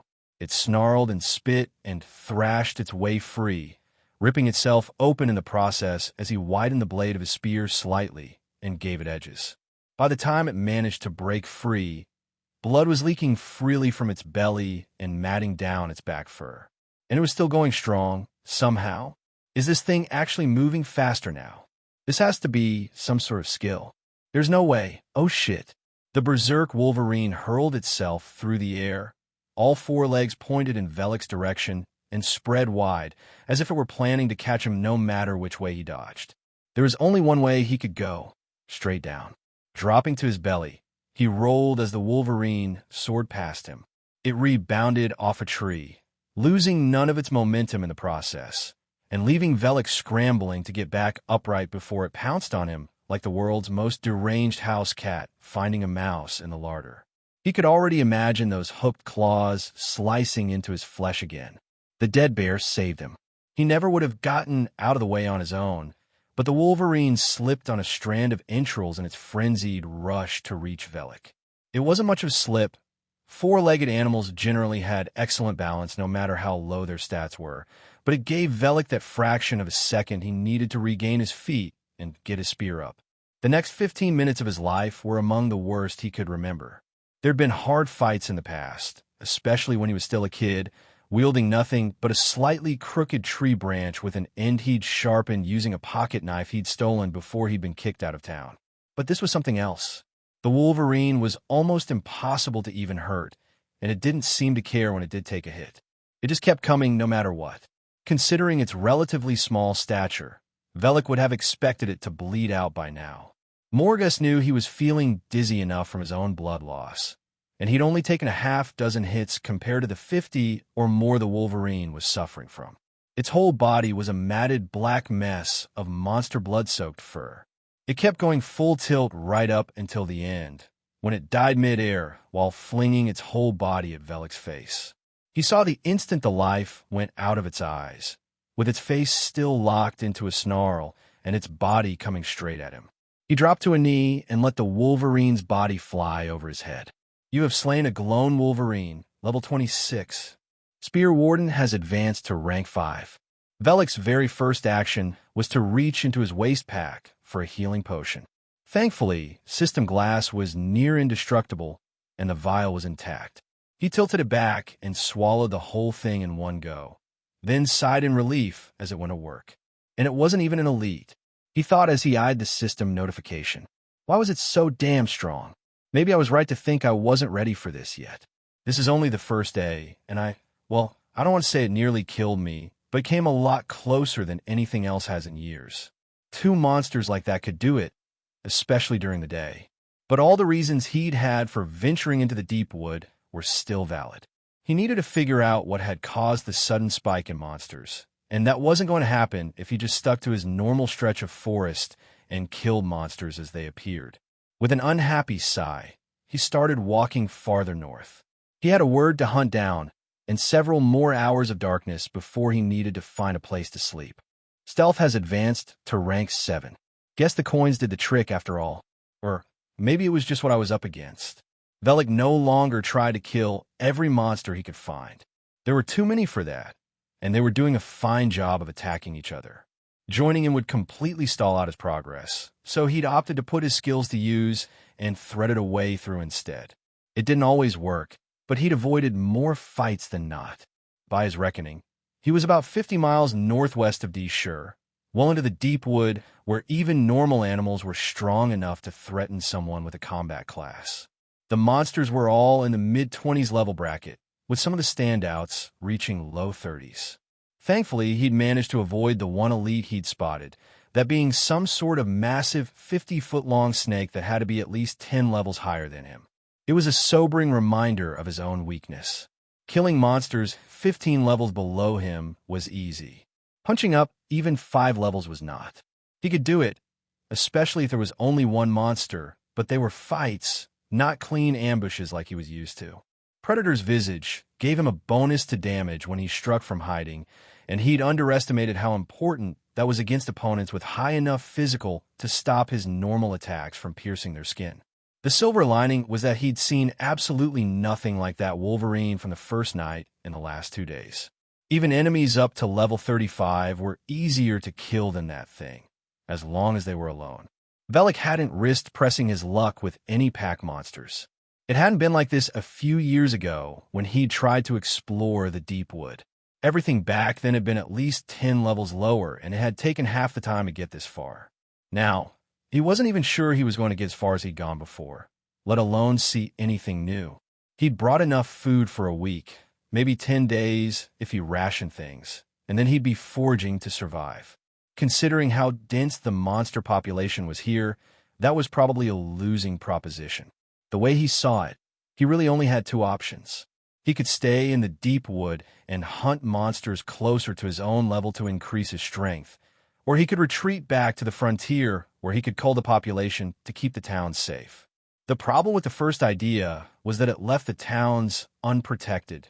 The local watch could barely handle level 10 or 15 normal monsters, let alone elites, and would most likely result in them being overrun.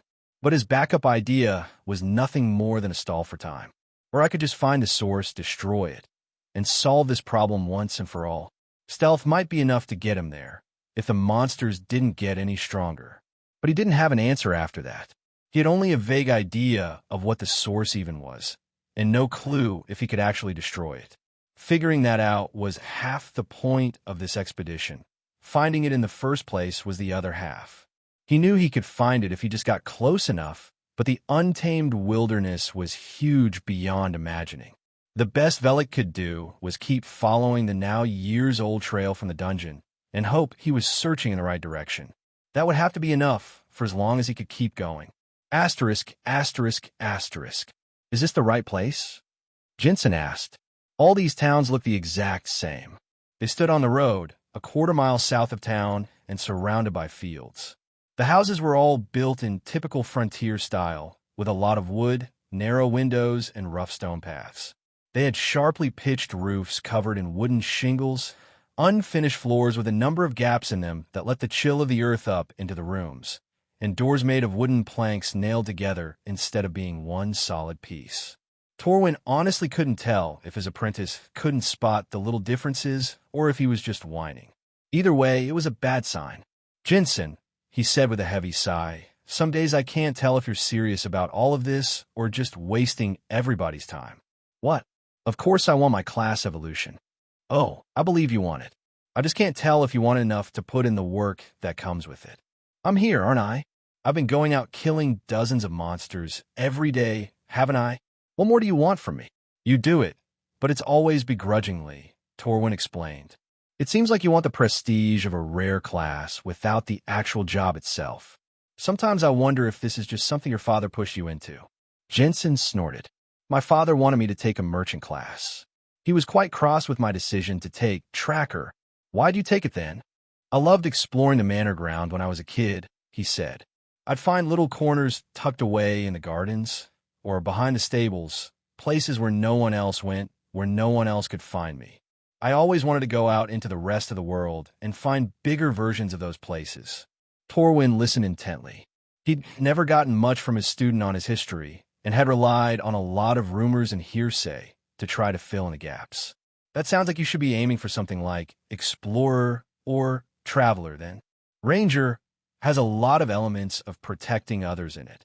Jensen looked down at his bow for a moment and shrugged. The Hunters Guild can help me reach my goals, and there's nothing wrong with having a great amount of personal power to ensure my freedom to do what I want. My father's wishes be damned.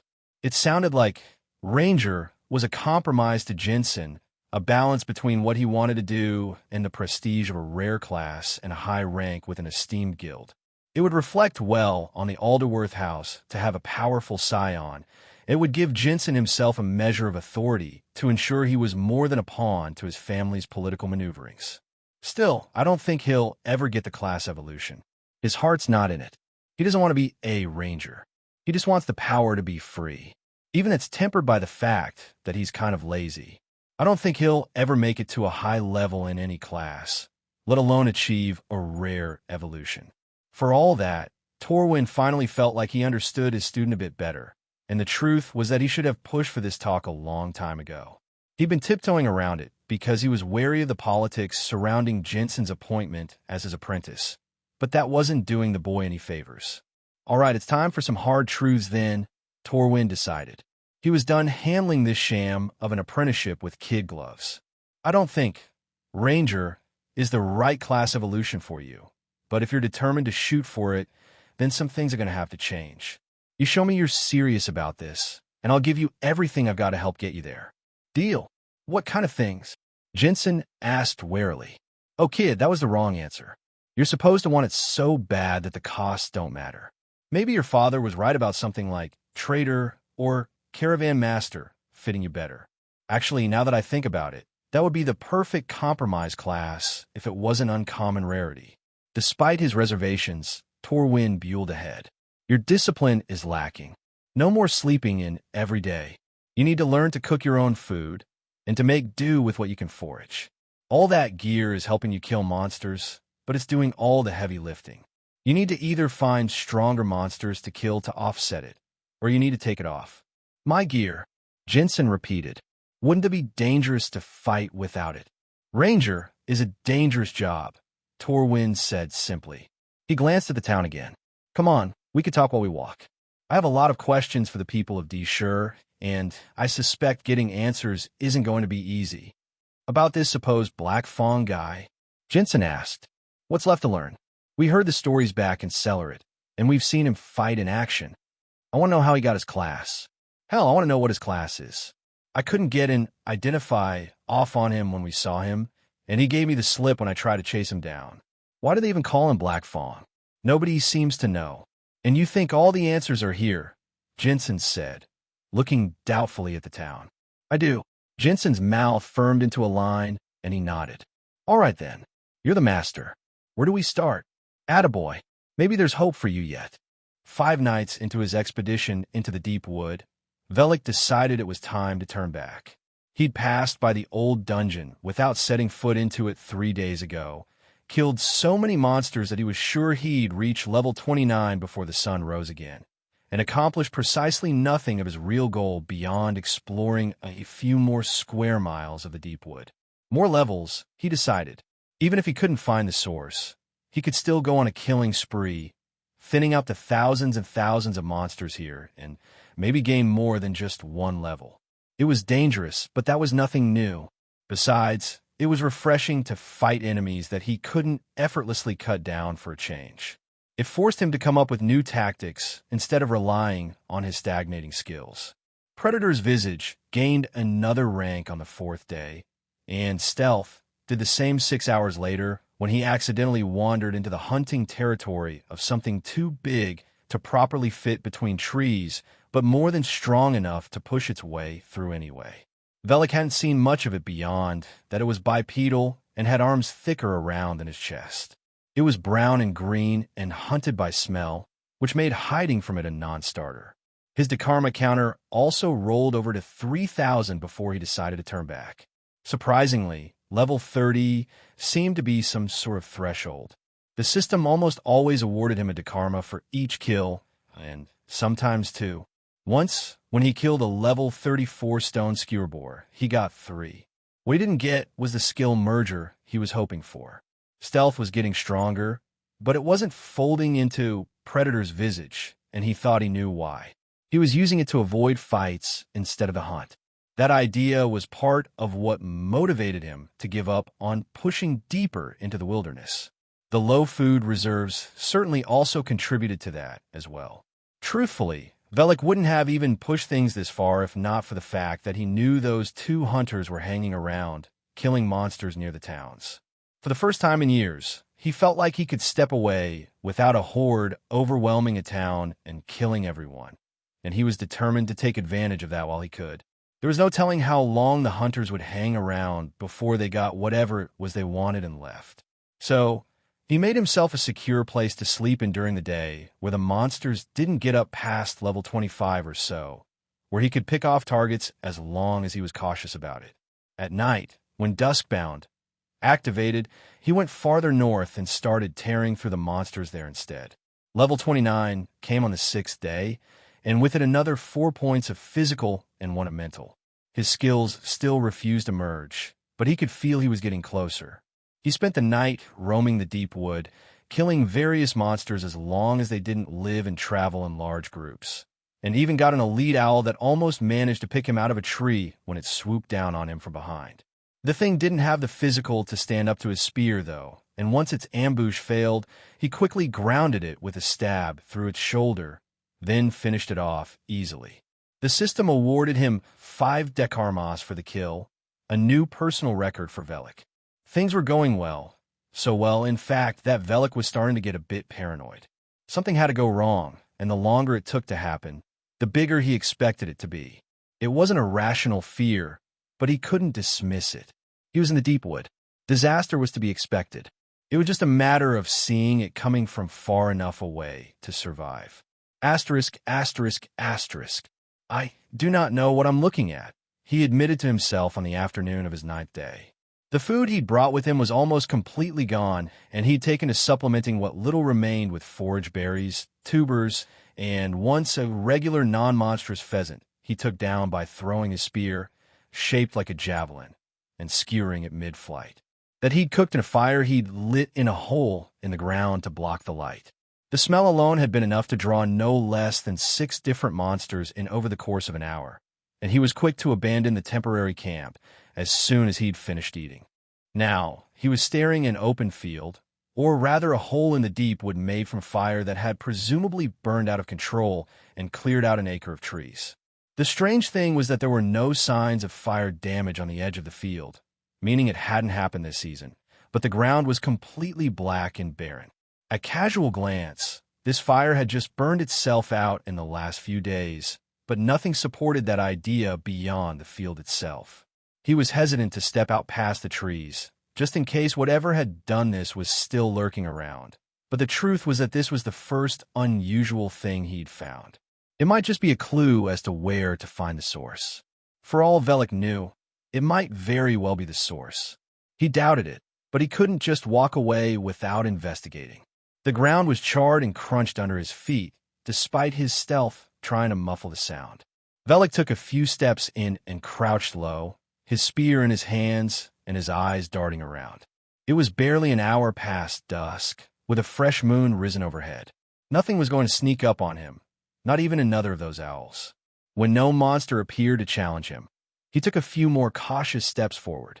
After repeating that cycle another 3 times, he straightened with a frown and prodded the cracked earth with his spear. What is this place? Is it really just some spot that lightning struck and burnt out? It can't be with those clean edges, can it? He was 100 feet in when the trap sprang. A wall of fire flared up in a ring all the way around the field, easily 10 feet tall and rising with each passing second. By the time Velic had spun in place to make his way back, it had risen to 20.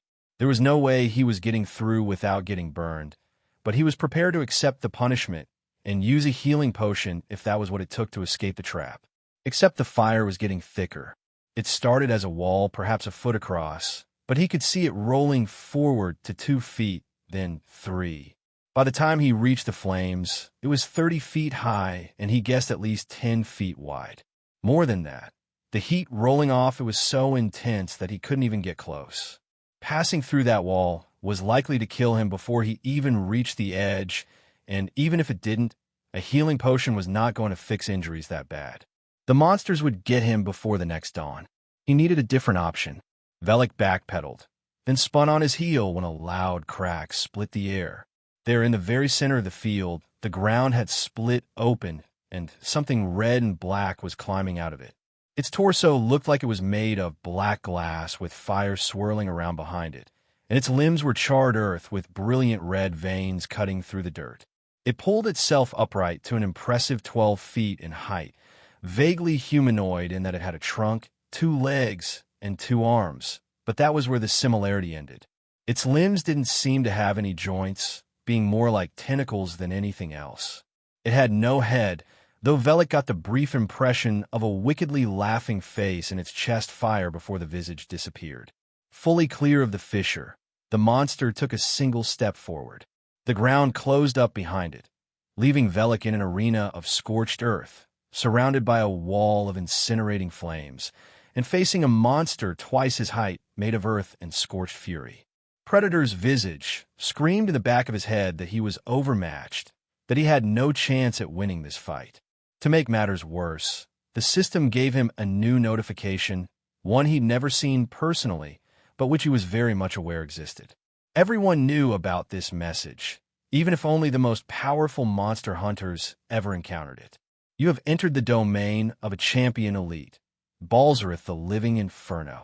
Yep, I'd say I'm just about fucked all the way around. Probably only got one shot at winning this one, he thought to himself, his hands straying to his hip pouch.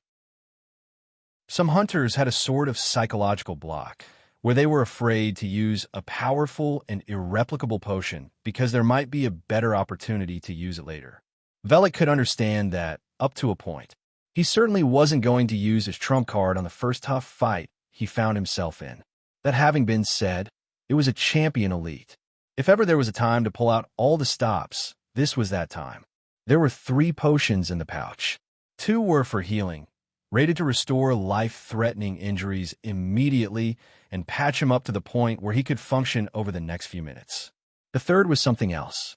It was a dark golden color and thin like water, except it didn't move at all when he held the potion up.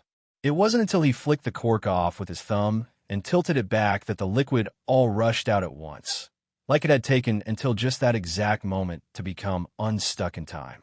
There was just a bit under 200 feet from wall to wall, and the champion elite had appeared right in the center.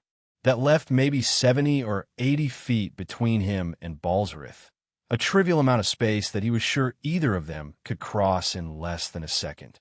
It even lurched forward, no doubt starting its run with whatever strange form of movement its tentacle-like limbs used. The golden liquid touched his tongue, and the world seemed to freeze. Velic swallowed, fully imbibing the potion, and then turned his head to watch the suddenly ponderous monster surge forward, its body undulating strangely to push against the ground. He could see the tentacles flexing in slow motion and easily track the movements. Completely worth 5,000 dekarmos, he thought with a wolfish grin. Then he leveled his spear and charged, his own body moving at its normal speed. To his eyes, Balzareth just stood there, waiting to take a spear to the chest. Or is it the face? Who cares? I've only got 30 seconds to demolish this thing if I want to survive. The potion didn't increase his strength, only his speed and perception.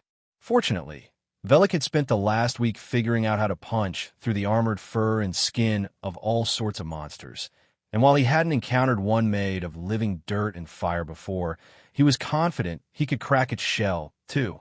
That glass looked fragile, but he was betting it was the strongest part of the champion's body. They impacted spear to chest, and that was the moment Velic learned that Balzareth wasn't just big, it was heavy. Its chest repelled the spear, sending it skittering off to the side as Velic arrested his momentum on his leading foot. A spiderweb of thin cracks appeared, giving him some hope that he could break through with enough effort, but that assumed he had enough time. Let's see how well those limbs do. He widened the tip of his spear into a flat, double-edged blade and slashed downward, hacking deep into the monster's right hip where glass transitioned to red-veined dirt. The spear sunk in halfway, but the veins didn't cut with the dirt.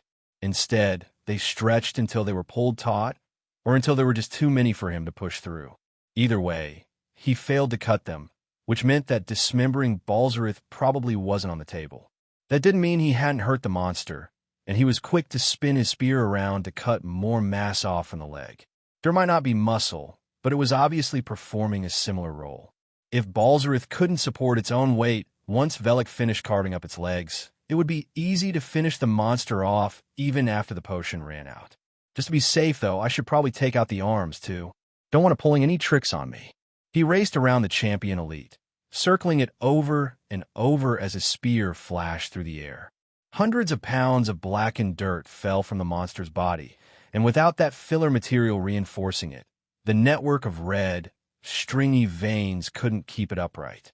It didn't just stand there and take it, of course, but with Balzareth moving in slow motion, it was trivial to avoid its attacks. 30 seconds wasn't a long time, certainly not long enough to win a fight against a champion, but Velic could, and did, do his best to stack the odds in his favor.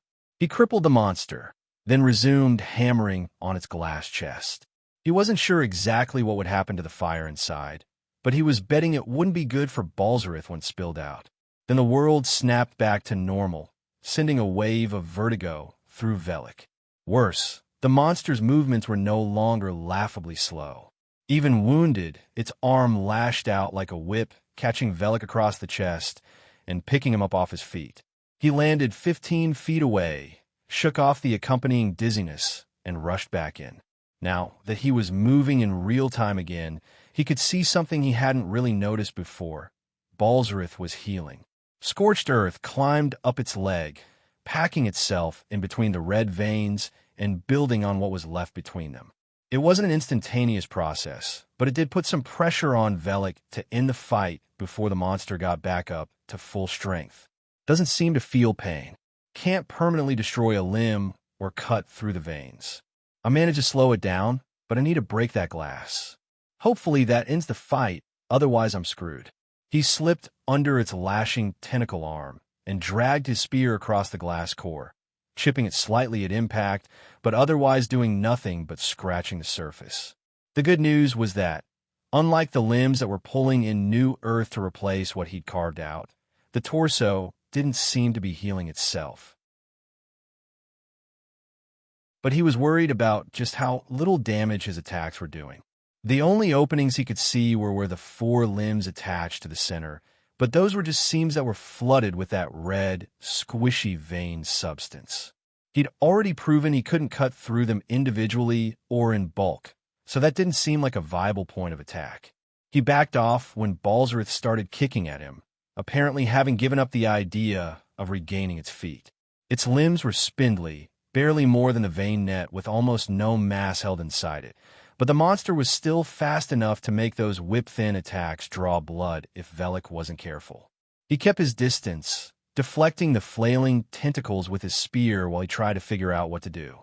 Some sort of long hammer was probably the ideal weapon, but the shape-shifting enchantment couldn't alter his spear's shape that far from baseline. He could make the spearhead wider or flatter, pointed or broad, everything from a needle tip to something resembling a thin shovel, but he couldn't turn it into a solid block of metal.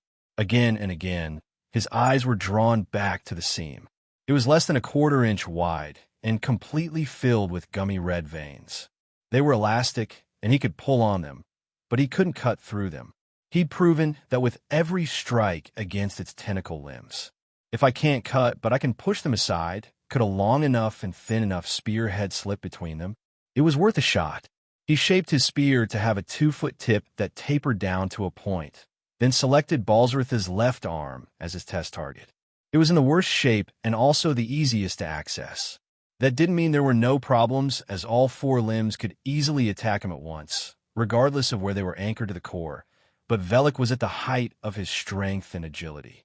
He twisted, dodged, blocked, and otherwise slipped past the attacking limbs, lined his spear up, and jabbed it straight into the seam. To his delight, his hunch was absolutely correct, and the blade sank a full foot into the champion elite's glass chest, skewering the living fire trapped inside. Nothing he'd done before had gotten a reaction, but that face appeared again, this time screaming in pain. "I've got you now." The fight had taken about 2 minutes of total time for Velic to figure out Balzareth's weakness, and he was honestly kicking himself for wasting the haste potion earlier. Then again, crippling a monster's limbs had made it far easier to handle once he was back to moving at normal speeds, so it wasn't like he'd accomplished nothing. With his spear embedded deep in the monster's main body, Velic heaved upward, holding the creature overhead for just an instant, then brought it down to slam its body against the ground. Clumps of blackened dirt went flying everywhere, and more cracks spread through Balzareth's glass chest. Velic brought it up again, then slammed it back down. Wisps of fire started leaking out as the cracks went all the way through the glass this time. A third attack was all it took for the chest to fracture completely, and the monster split into pieces as its shell shattered. Flames roared out in every direction, forcing Velic to leap back a full 20 feet just to avoid getting burnt. Then they started to pull themselves back into the center, and Balzareth rose back up off the ground. It had no discernible shape, but that laughing face mocked him as it surged forward, a wave of living fire intent on engulfing Velic. Of course it's not over. This thing is a champion. Why would it be so easy that I could solo kill it in a few minutes? Velic had no idea how agile a living wave of fire was, but he didn't have a lot of room to run away, so he tried a different strategy instead. He charged at it, spear leveled and leading the way. Then, with only a few feet between them, he planted the weapon hard in the ground and vaulted straight up. A twist of his midsection reoriented him to get his feet facing the ground again, and he saw what looked like phantom arms made of fire reaching out of the top of the wave. They weren't fast enough to extend to his height in time, and he passed cleanly by them. As he flew overhead, he swiped his spear through one of the hands at the end, just to see if he could actually hurt Balzareth. The fiery hand parted from the arm and disappeared in a flash of light, which proved the weapon did something. Whether or not, that actually hurt the living inferno was still open to debate. Velik hit the ground hard and rolled twice before coming to his feet. Some part of Predator's visage warned him of an incoming attack, maybe the crackling sound of approaching flames or the smell of scorched dirt, though both those things were all around him. Whatever it was, he trusted the skill. He threw himself forward in a spin, his feet leaving the ground so that his whole body could twist and his spear could slash through whatever was behind him. A huge, fiery hand, each finger over 2 feet long, had been just about to close around his head. The entire mass of flame surged behind it, no more than 15 feet, and his spear did nothing to slow it down. It did shear off 3 of the massive fingers, all of which met the same fate as that first, smaller hand he'd cut. Is this how I hurt this thing? Just cut it away, one sliver at a time? That seems too simple for a champion elite. Even if he was right, there was no telling how long it would take to carve enough fire off the main body. It was getting hotter in the field with each passing second, and he was pretty sure the 20-foot-tall wall that kept him trapped was actually tightening around him. One way or another, Velik was going to cook if he didn't end the battle in the next few minutes. The only good thing about his enemy's new form was that, while it was just as fast as the original one, it was considerably easier to cut through. He could whip his spear through a dozen of those reaching hands in a second, dispersing them all while he backpedaled away from the main body. The problem was that it didn't seem to slow Balzareth down at all. He'd stabbed that flame when it was still in its glass box, and had seen its flickering countenance grimace in pain. But this fire now was something else.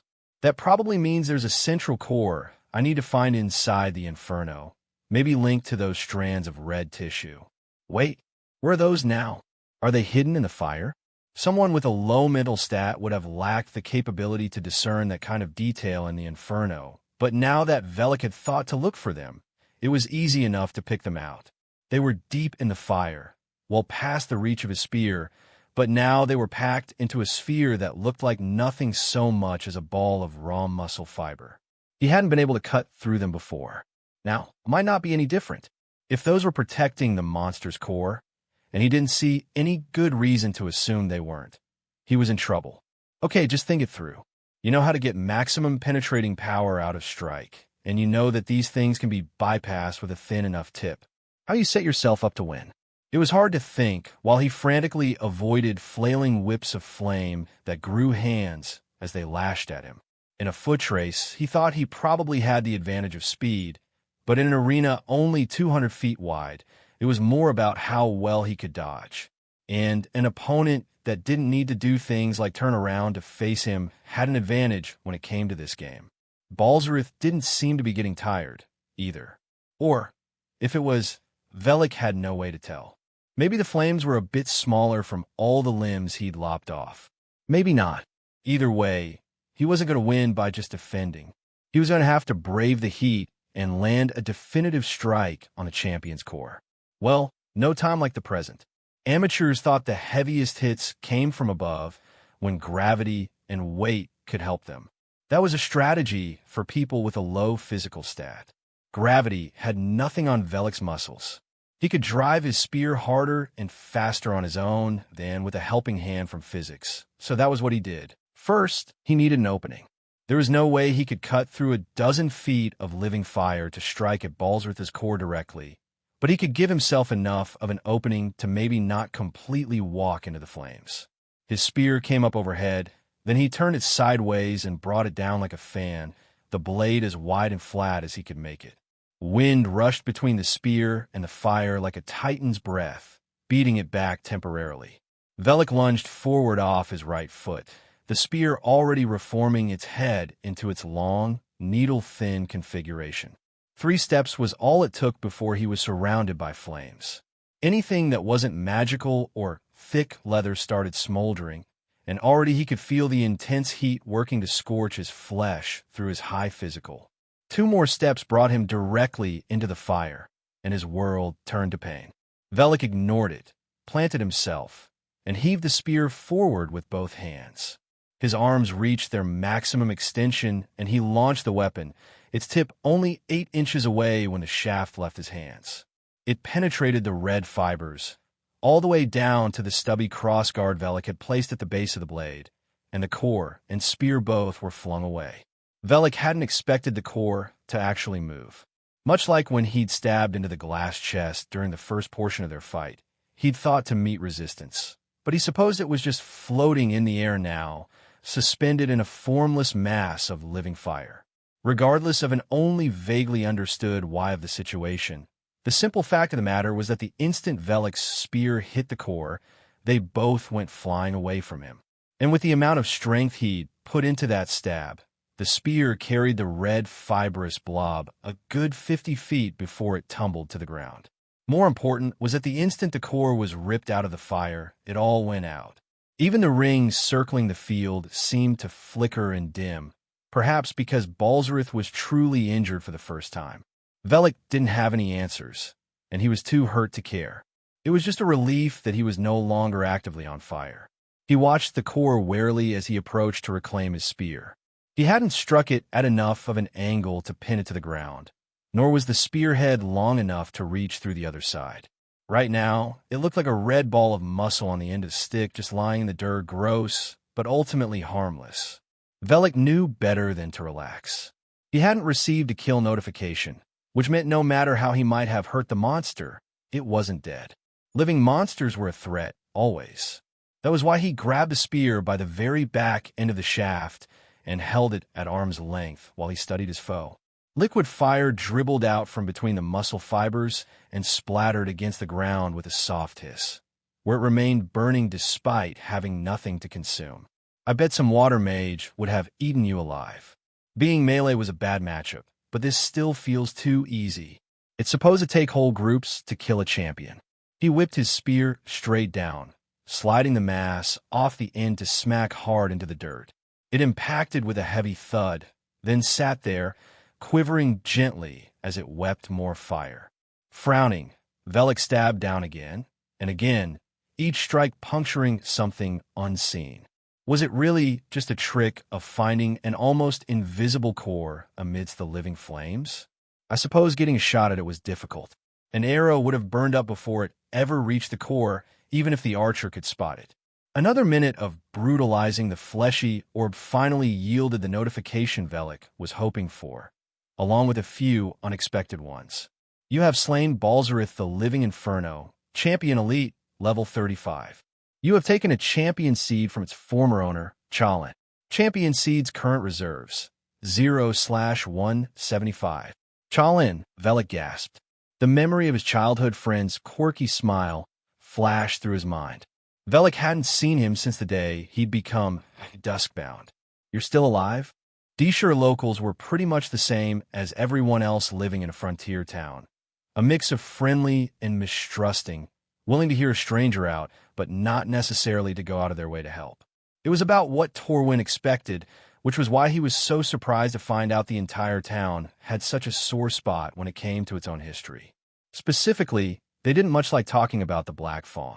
He'd mostly gotten variations of, that damn kid cursed the whole area, got his family and who knows how many others killed, and didn't even have the decency to die with them, from every single person he tried to talk to. The level of hostility was unexpected, given that the topic was their own town's history, but he was more than willing to keep chipping away at the problem. Unfortunately, the local innkeeper had overheard him questioning some of the regulars, or maybe they'd tattled on him while he was distracted. However, the man had found out what Torwin was asking people about didn't change that he wasn't happy and had kicked the ranger out. Well, shit, Torwin said, scratching the back of his head as he looked up and down the street outside the Brave Boar. Jensen was still inside, somehow. Presumably, the owner hadn't realized they were together, or maybe he had and was just more willing to tolerate the guy who was spending money on beer. Just go find someone else, I suppose, who's not so busy that they'd mind me asking them some questions and old enough that they might actually know the answers. The farmers were out in their fields, but Torwin doubted he'd get a friendly conversation from any of them. Jensen probably had the right idea. He needed to spend a little money. That'd loosen up someone's tongue. And what he had sitting on his status screen in Dekarmas was enough to buy the whole town a dozen times over, then knock it down and build something a little less rustic in its place. He quickly located an herbalist shop a street over from the Brave Boar. Perfect. Anyone dealing in herbal remedies has probably been around for a while. Nobody trusts a young doctor. I'll just buy a few things off the shelf to grease the wheels, then we'll see what's what.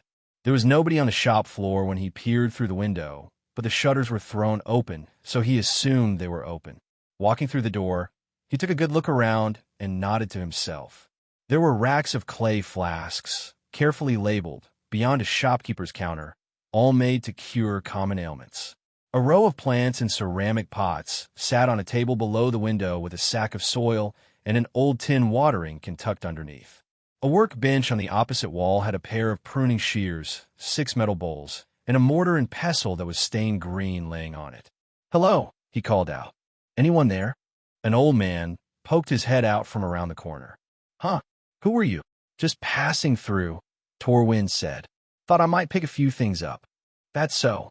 The old man stepped fully into view, revealing a rather scrawny frame partially supported by a walking stick.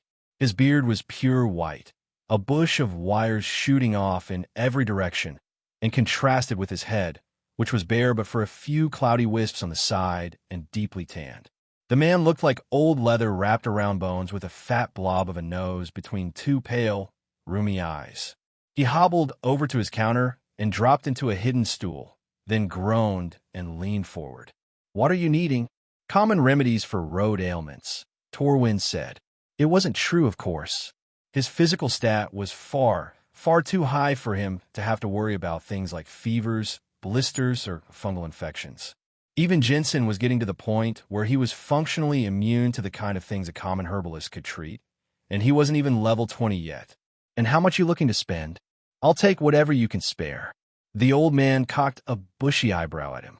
"Let's put some coin on the table before we go any further." "Fair enough," Torwin said with a wry smile. He materialized 5 dekarmos and let them clink onto the wood. Letting out a whistle of appreciation, the old man lifted one up to the light. "Don't see these too often. For 5, I think I can stock you up with enough to get you all the way back to the city, maybe more if you walk as fast as I think you do." "I'm a fast walker," Torwin admitted. "You kind of have to be with my job. I'm all over the place, hunting monsters." The old man grunted. "You the one they pooled the money together and hired to take care of the infestation?" "Me and my apprentice. And let me tell you, I'm glad I brought him along. I was not expecting there to be quite so many of them. The job posting really undersold how bad things are up here." "Wasn't deliberate, I'm sure," the old man told him. He reached back behind him and started pulling flasks down blindly. Willow wort, for fever. Sage, yellow bark, and crown thistle for coughs. This one's a salve for cuts to stop bleeding. It's made of ground-up builder's root and ash fern with a boiled water base. "All handy things to have on the road," Torwin said. "How many of each can you spare?" "4 or 5 dekarmos. Let's say 6 of each." That was a blatant rip-off, more than 3 times how much the medicine should have cost, but Torwin was happy to pay it if it kept the herbalist in a good mood and answering questions. "Anything special I should know about any of these?" "Nah, they're all standard. Should last for about 4 months before you're going to want to toss them out. If you hang on to them after that, you'll just make yourself sicker trying to use them." "Sound good. By the way, you've got to know this forest pretty well, right?" "Been harvesting from there for 40 years, so I'd say so," the old man said. "Any idea what's causing the monster surge?" Torwin asked. "We've been out killing all week, and it barely feels like we've made a dent in things. None of the town mayors seem to have a clue, but I figure a fellow woodsman like yourself probably knows a thing or two. If not for his over 50 levels of stat increases, Torwin might have missed the herbalist's eyes flicker down to the pile of dekarmos and back up, or the grimace that started to form on his lips. The old man did an admirable job keeping his face blank, good enough that nobody around here would have spotted it, but Torwin did. "That's right, information is what I'm really buying. You want that money, you have to answer the question. Monsters have been showing up here for years," the old man said slowly, almost chewing the words before he let them out. "More so in the last few years. Started getting real bad this summer." That wasn't new information. Torwin didn't say anything, just waited for the old man to continue. Seeing that his customer wasn't satisfied with that explanation, he grunted and added, "Best guess is the old dungeon in the deep wood about 40 miles northwest of here. Supposedly it was destroyed, but where else would all the monsters be coming from? I heard some wild kid was responsible for them," Torwin threw out. No one seems to know why, though. Somebody walking by the shop froze right near the window, just out of sight, but Torwin could hear them breathing. The old man hadn't noticed whoever it was, though. Or if he had, he ignored them. Some folks think the kid was the one who woke the dungeon back up, him and that friend of his. Friend? That's new. Doesn't matter, the herbalist said, forestalling Torwin's next question. The other kid never came back, and even if they were the ones who woke the dungeon, they were children. It wasn't like they did it on purpose. The eavesdropper scuffed a foot on the street, loud enough that there was no way the old man hadn't heard it. Torwin inwardly groaned, but tried to keep the conversation going anyway. I get the feeling that's not a popular opinion around these parts. The old herbalist grunted and swept the coins off the counter. Forget the kids. They don't matter. You want my advice? Go look at the dungeon. I'd like to know more, Torwin started to say. No more to tell. Now, I'm busy and you've got monsters to be killing. Best take your medicine and be on your way. It wasn't much, but it was a new lead. Already known about the dungeon, but that 2 kids had gone out there right before the monsters started appearing was new. Or rather, that there were 2 of them and one hadn't come back was an additional piece of the puzzle. Some sort of blood sacrifice, maybe, that might wake up an old, broken dungeon. None of that fits with the Black Fang and his class orb, though. There's got to be somebody who actually knows what happened and is willing to talk about it. With a sigh and a nod, Torwin collected the flasks and stowed them away in his pack. He walked back out onto the street and glanced over at the person, wondering if their presence was what had caused the old man to clam up. To his surprise, it was a young lady, no more than 18 or 19 years old. "You're the hunter they hired," she said.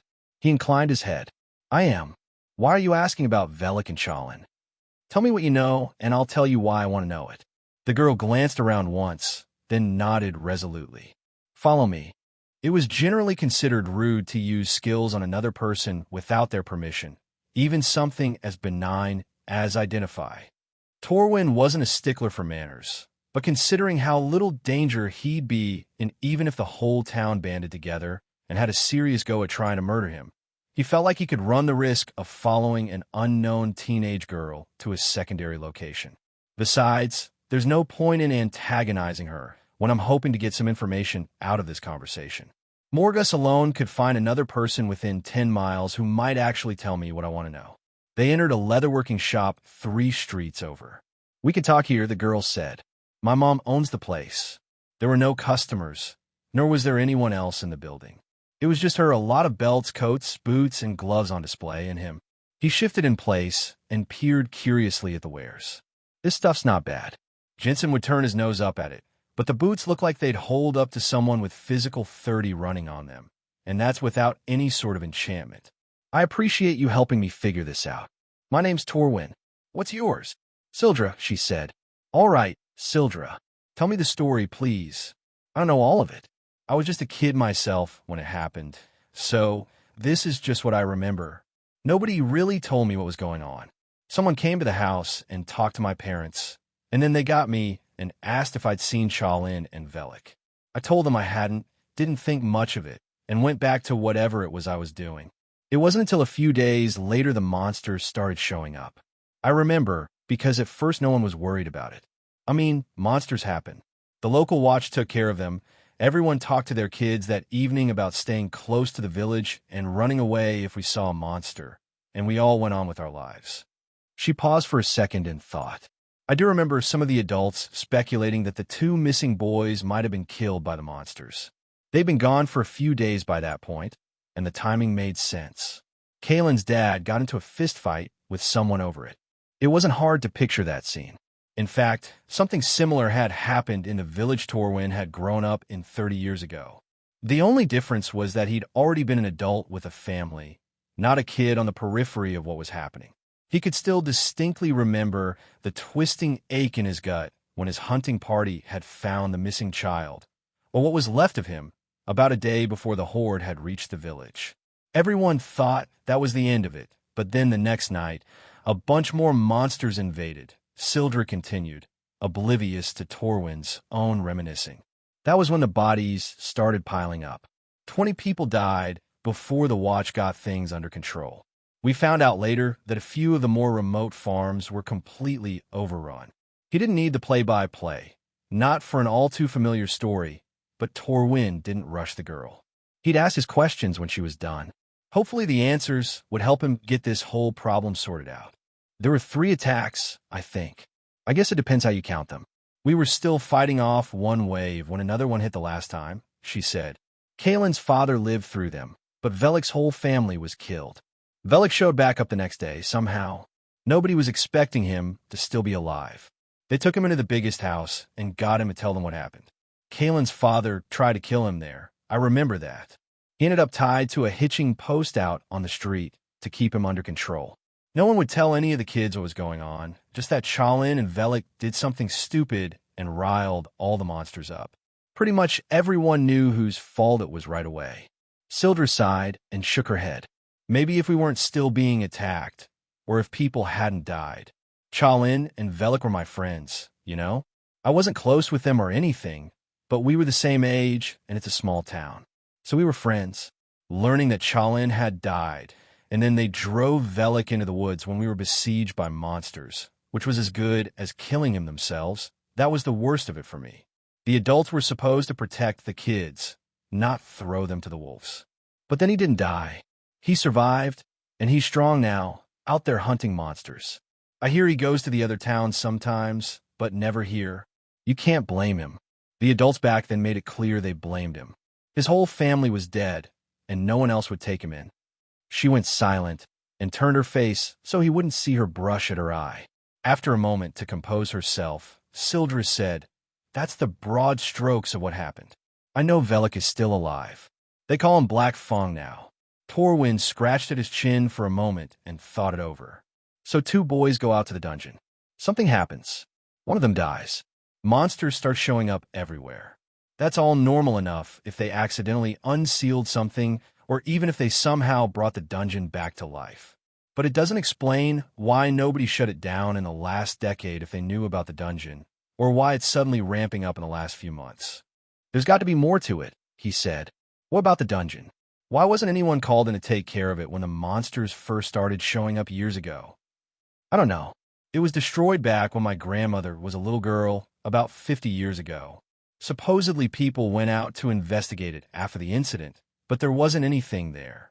All the monsters made it difficult to reach, so I don't think there was any follow-up after the first time. It's possible they missed something then. And what about this Black Fang guy? You said that's Velic, but how do you know it's the same person? Oh, I saw him a few days ago. I hired an escort to help me harvest some moonsilk blossoms, and we were attacked by an elite monster. Velic showed up and killed it in one hit. It was over practically before I even realized he was there. That tracked with Torwin's own estimates of Velic's prowess. The boy had to be at least in the mid-30s to be that strong, maybe even low 40s depending on his class. If he'd really had his class for a decade, the level itself wasn't that astounding, though it still indicated a respectable work ethic. The real stumper was how a boy of only 7 or 8 years had managed to survive to grow into the man he was now. I like to talk to this guy. He probably knows way more about what's going on with the monsters than anyone else, Torwin said. I don't suppose it would be possible for you to arrange a meeting? Me? Sildra laughed. I haven't seen him since we were kids. Then when I did finally run into him, he pretended to be someone else and ran away. Velic avoids this whole town, and it's hard to blame him. Torwin had more questions to ask, but he could hear 2 people walking down the street. They stopped right outside the door, then pushed it open. Sildra, one of them said. Your mom about? Not at the moment, but your order's ready. I can grab it for you if you've got the payment, she told him. Sure thing, young miss, the man said. He had a woodsman's axe over his shoulder and the rough, calloused hand the man used to swinging it. His partner was more the same, but shorter and broader through the shoulders. Both men eyed Torwin with something somewhere between curiosity and animosity. New face in town? The stouter of the 2 asked. Hired to kill monsters, Torwin said. I was just looking at the lovely selection of boots on display here. Make sure that's all you're looking at, the tall lumberjack said darkly. Knock it off, Sildra scolded him. Mr. Torwin wasn't doing anything like what you're trying to imply. He's been nothing but professional and courteous. That's so? 'Cause I heard he got thrown out of the boar for hassling people about that fucker who nearly got the town wiped out. Not a good look on a man, that. If I push now, it's going to make trouble for her. I think I've got the shape of things, and there's probably not much she can tell me that's actually relevant. It's beyond obvious that I need to check on this old dungeon to see if it's come back to life, and also that I need to cuss out whoever put together the job posting and neglected to mention that fact. I'll come back some other time to praise your skills, Torwin said. Maybe when your mother is here, so nobody gets any untoward ideas about my motivations. Ah, sure, the girl said, her brow furrowed as she watched him leave. It was nice meeting you. You as well, he said. Torwin exited the shop and circled around to get away from the windows, then paused to listen to the conversation not so far away. I hope you weren't running your mouth to that outsider, the stout one said. I'll talk to whoever I please about whatever I please, Sildra snapped back. Got spine, that one, more than some of the new hunters I've seen. Nobody's going to save you if you get yourself in trouble. Don't go screwing with things that are over your head, the tall lumberjack threatened. Here's your money. Tell your mother I just said thanks for the quick work. Torwin waited to make sure both men left the shop, then went to go fetch his apprentice. He learned what he needed and confirmed his next move. It was time to get out of D-Shur before his presence caused problems. Velic wasn't really sure how he felt. If the system notification was to be believed, Chalin was the previous owner of the champion seed. To Velik's mind, that implied that Chalin was alive, or at least that he had been sometime in the past after they'd gone into the destroyed dungeon. When he'd woken back up, Chalin was already gone.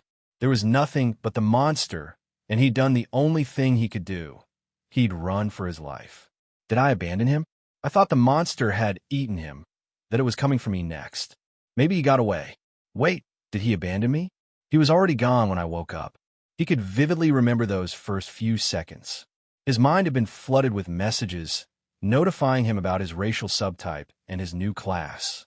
The feeling of elation that had swept through him upon realizing that the class orb had worked would remain with him forever, but it would always be paired with the horror he'd felt seconds later when he saw that pulsing heap of flesh crawling out of the darkness toward him. The gaping maws were the worst of it, all of them filled with gnashing teeth that opened and closed rhythmically as the whole thing undulated across the floor, moving in part by heaving its own mass and in part by dragging itself forward with grasping limbs that sprouted from its body like thick hairs.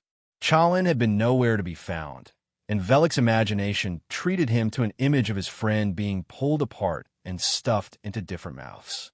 He'd turned and fled, running like he'd never been able to before. That had been his first taste of the power of stats that came with having a class. The champion seed had been added to Velik's inventory in a status. He pulled it up to read the description, hoping for some clue about what it actually was and how it was related to his childhood friend.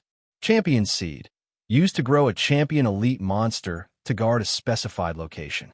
Requires mana to flourish. Champion, Balzarith the Living Inferno, level 35. Current owner, Velic. Current reserve, 0/175. There was nothing there about Chalin now that Velic had claimed the seed, and he wasn't sure what would happen to the seed's ownership status if he died. If it remained his until somebody else picked it up, that it might not mean anything beyond the fact that Chalin had lived and gotten a few miles away from the dungeon. Though I've never heard of a champion seed, and I don't know where he got it. Did it come fully powered up, or did he find a way to do that too? When they'd stumbled across the class orb, they decided to activate it while they both held on to it.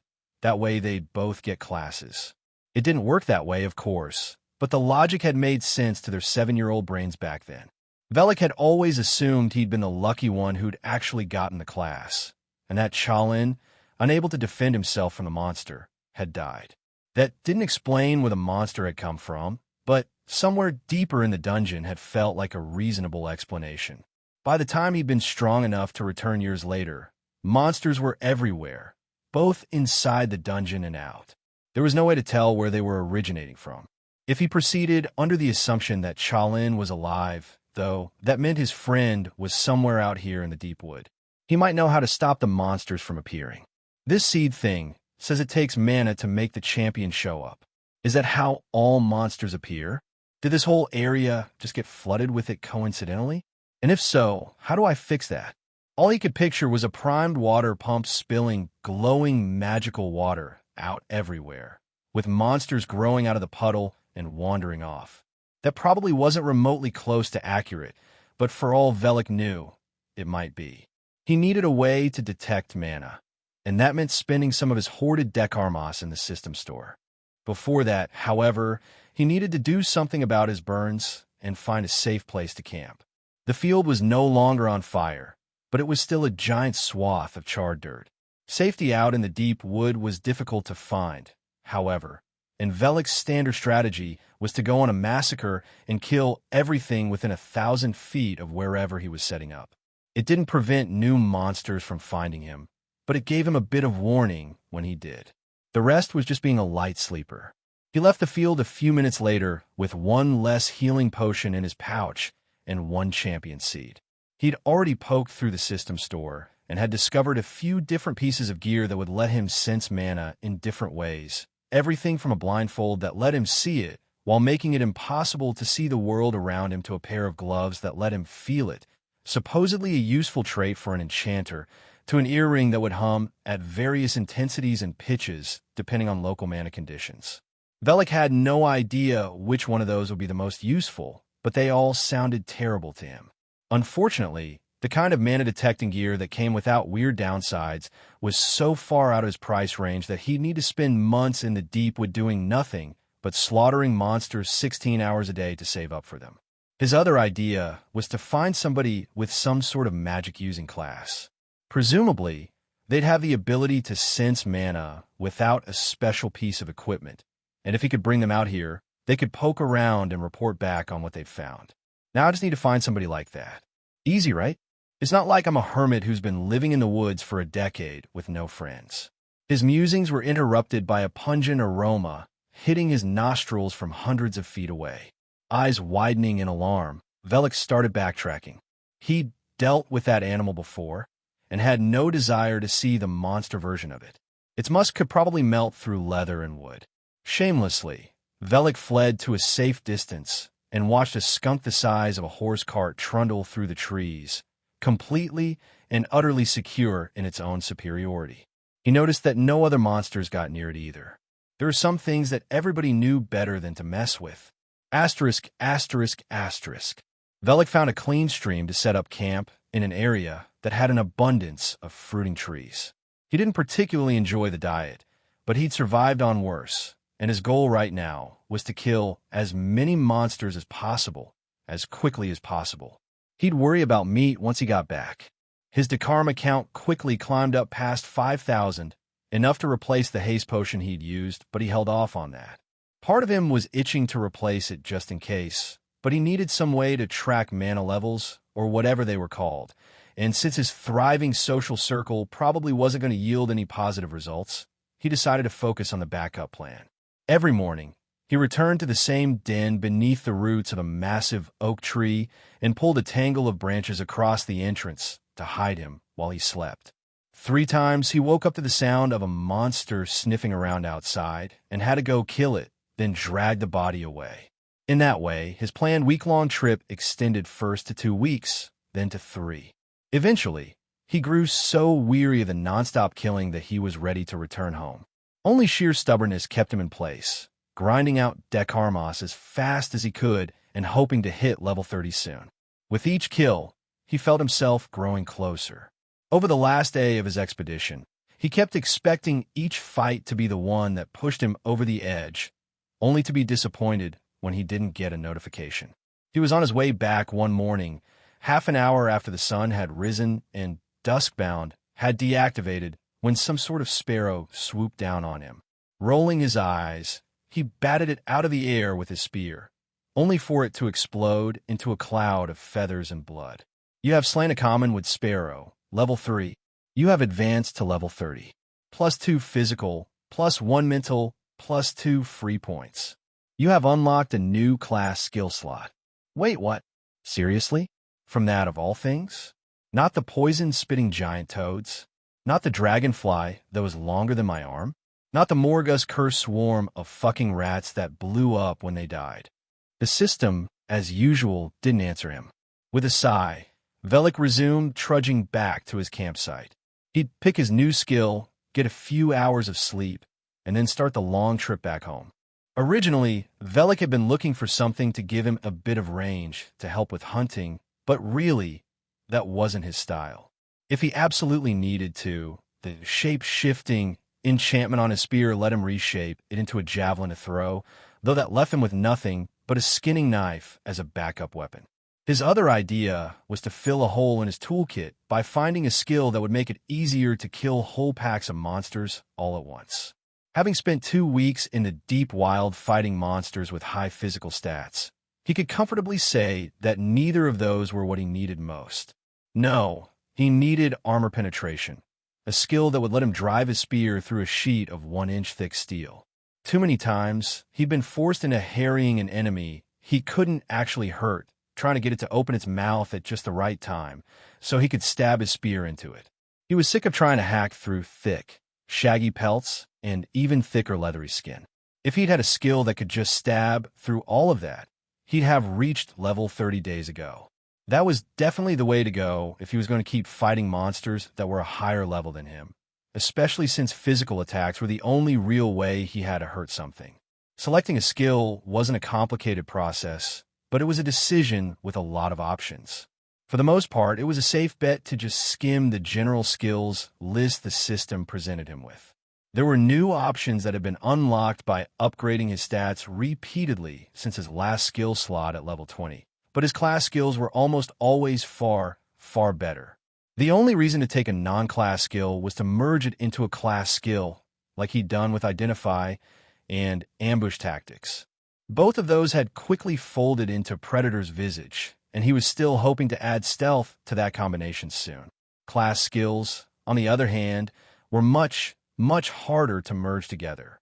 Even so, he'd worked diligently to combine the various spear skills his unique class, the Black Fang, offered him. Despite how many people seemed to think it was a title, it was so much more. Someone had used Identify on him back when he'd first gotten the class a decade ago, and somehow it had spread from there. The class focused on melee combat, wilderness survival, and monster hunting, which suited Velic just fine, as those were all things he cared about. A bit of ranged defense would be nice, but the truth was that he didn't want to carry around some bulky longbow or a quiver stuffed full of arrows anyway. He preferred to travel light. That was why he'd only brought a week's worth of rations in the first place. His class skill options focused around that trinity, but he'd long ago picked over what he thought would be useful to him with an eye on selecting skills to merge. Thanks to that, he had 10 skills filling 3 slots, and he saw no reason to switch up the strategy now. So, I need something that will fold into Spear Warden that gives me better penetrating power. Serpent Strike helped a little bit by bumping up my speed and accuracy, but that's more for exploiting vulnerabilities, not for stabbing through armor. What can help me with that? He found a skill called Venom Slash that promised to inflict agonizing poisons that seared his target's flesh, but while it might help eat through fur and hide, it felt more like it was designed to destroy muscle after he'd already made contact. Worse, it was reliant on Mystic, which was by far his worst stat. He kept the skill in mind, but he wasn't excited about it. A better choice was something called Burden of the Beast, which also used Mystic, but which claimed to make a victim's body heavier with each successive hit, regardless of whether it drew blood. The drawback was that it only worked if he was fighting a beast. The definition felt a bit loose when he considered it, like maybe the skill lumped reptiles, birds, and fish in as well. It wasn't quite what he was looking for, but if he could slow an enemy down enough, it'd be easier to get his spear into the spots that weren't well protected. He hadn't fought anything yet that had no weaknesses, but he was aware that it could happen, especially as the monsters kept going up in levels. So while Burden of the Beast was again a possibility, it wasn't quite what he was looking for. Finally, he found what he was looking for, a skill called Kinetic Charge. For the cost of adding a small bit of resistance to his movements, he could save up power to be unleashed all at once. The conversion ratio wasn't great, requiring at least a few minutes of constant movement to get one good shot off, but that was once again the fault of his low mystic stat. It wasn't worth sinking his free points into it, not when he could simply build up the charge before battle and open with a devastating blow, then proceed to dismantle the monster like usual. Perfect. You have gained the skill, Kinetic Charge. Velic swung his spear a few times to get a feel for the increased resistance. It was a bit harder to control, almost like it was poorly balanced with the extra weight on the bladed end, but nothing that he couldn't handle. The extra points in physical helped compensate for it, not that he needed them. He'd been using this spear since his physical was less than half. Once he'd fully charged his new skill, Velic went looking for a target to test it on. He quickly found a stone paw rabbit, which was far less docile than its name suggested. The little buggers were fast and conjured up rocks that they kicked with frightening accuracy and speed. They weren't particularly hardy, but Velic had killed plenty of them over the last week. He knew what a normal strike felt like. Kinetic Charge, hit with at least 3 times that amount of power. It flashed through the air so quickly that a flash of pain shot up his shoulder from the movement, and his eyes had trouble aiming the attack. The rabbit, swift as it was, didn't stand a chance of getting clear in time. You have slain a stone paw rabbit, level 23. Well, Velic said, looking from the tip of his spear to the tree, now painted with fur, blood, and guts. I guess that works. It was tempting to extend his stay in the deep wood, but he was completely out of food, and foraging was a pain. More importantly, it had been 2 full weeks now, and he'd only stayed that long because of that monster hunter that had shown up with his apprentice. He was trusting them to hold things together, since they'd proved competent enough to handle the weaker monsters near town. But he needed to get back and confirm everything was still standing with his own eyes. Before that, he needed a few hours of sleep. Velic arrived at the den he'd claimed for himself, slipped inside, and dragged his tangle of scrub brush in front of the hole. Sleeping in the dirt was another facet of the expedition he wouldn't miss, even if his Real bed was barely more than a few layers of cloth wrapped around a board. 2 weeks was long enough. Asterisk, asterisk, asterisk. The last 2 weeks had been hell. Jensen hadn't realized how lenient his master had been with him. Not until they'd had their little heart-to-heart, and Torwin had decided to start taking things seriously. Worse, the monsters seemed to have doubled in number practically overnight. They were up before dawn every day now, and Torwin no longer accepted excuses. Jensen had tried to catch an extra hour on the 3rd day, only to wake up to a bucket of cold water being dumped on his face. They'd just finished yet another night, and were wearily marching back to the Raven's Nest when Torwin said, "That bow is something else. I'm sure it was expensive as hell, but I think I might get one just for the arrow-generating ability. I've got 2 Fletchers working full-time, just making me new ones, and they're struggling to keep up. It's actually the bracer that makes the arrow," Jensen said. And it wasn't that bad. Only 30,000 dekarmos. "Not that bad," Torwin repeated with a chuckle. "That's more than a lifetime's savings for most people." "Is it?" Jensen asked, surprised. He peered down at the bracer, which was made with some sort of leather he couldn't identify, and banded in what looked like Sildra. It wasn't even the top 3 most expensive pieces he was wearing. You get a dekarma once every, 4 kills. 5? You're not even level 20 yet, but how many monsters have you killed? Imagine doing that for years and years. Maybe by the time you're level 25, you have enough for just that bracer. Not the boots, not the ring or the necklace. Definitely not the bow. Just the bracer. Oh, I suppose I never really thought about it. Just don't flaunt around people, and you'll be fine. Now, let's get this hike over with. I want a warm meal and a cold beer before we head to bed. It'll be another early day tomorrow. Jensen just sighed. When will this nightmare end? From the day Velic left to the day he returned, 3 weeks passed by. He didn't go out of his way to kill monsters on his return trip, but there was still plenty of bloodshed to slow him down, not to mention he needed to practice his new skill.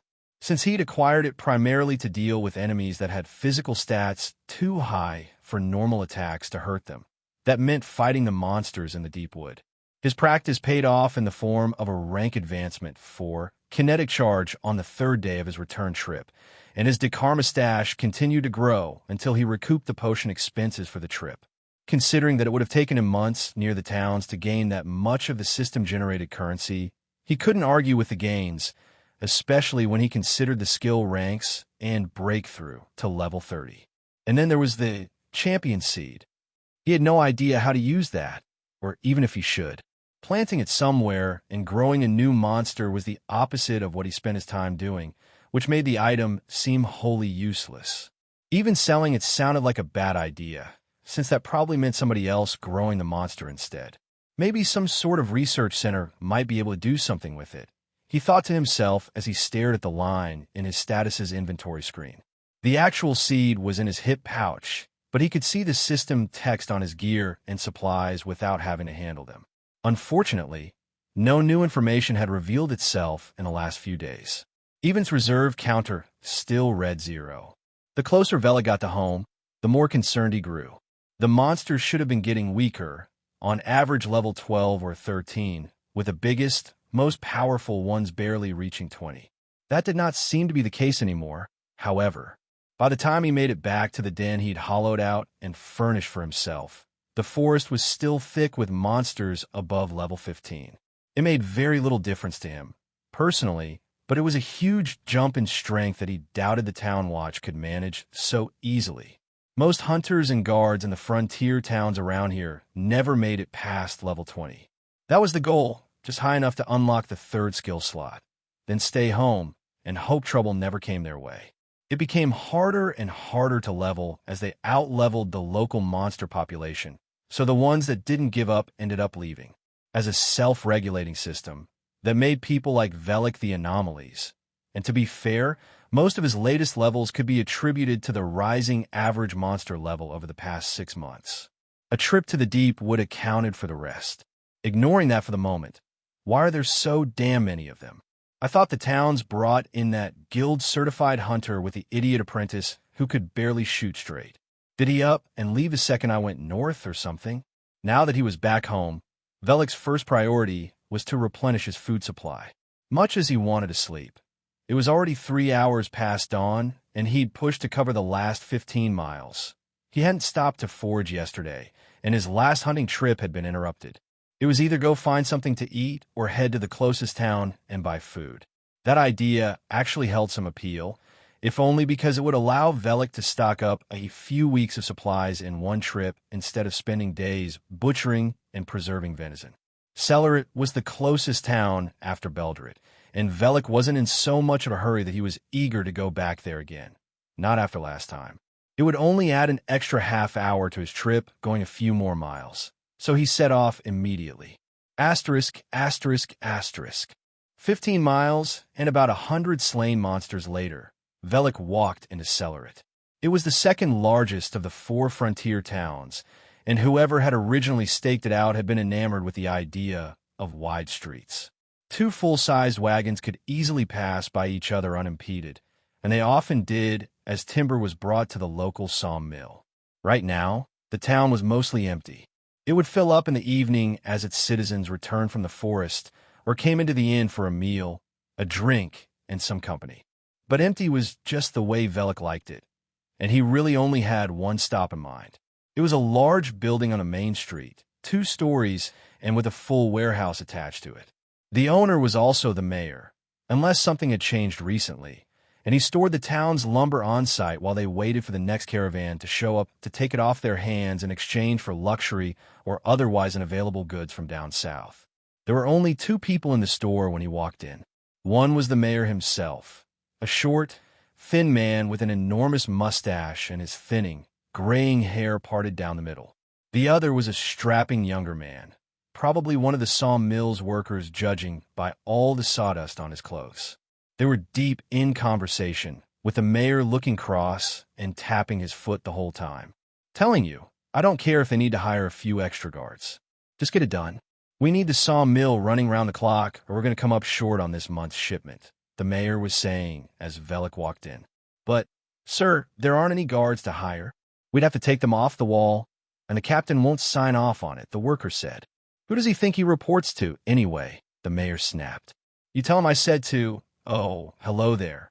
The tonal shift when the mayor noticed Velic was almost jarring. His expression immediately cleared up to a placid, pleasant smile, as if he hadn't been reaming out a guy who, as far as Velic could tell, hadn't done anything to deserve it beyond having the unfortunate luck of being the bearer of bad news.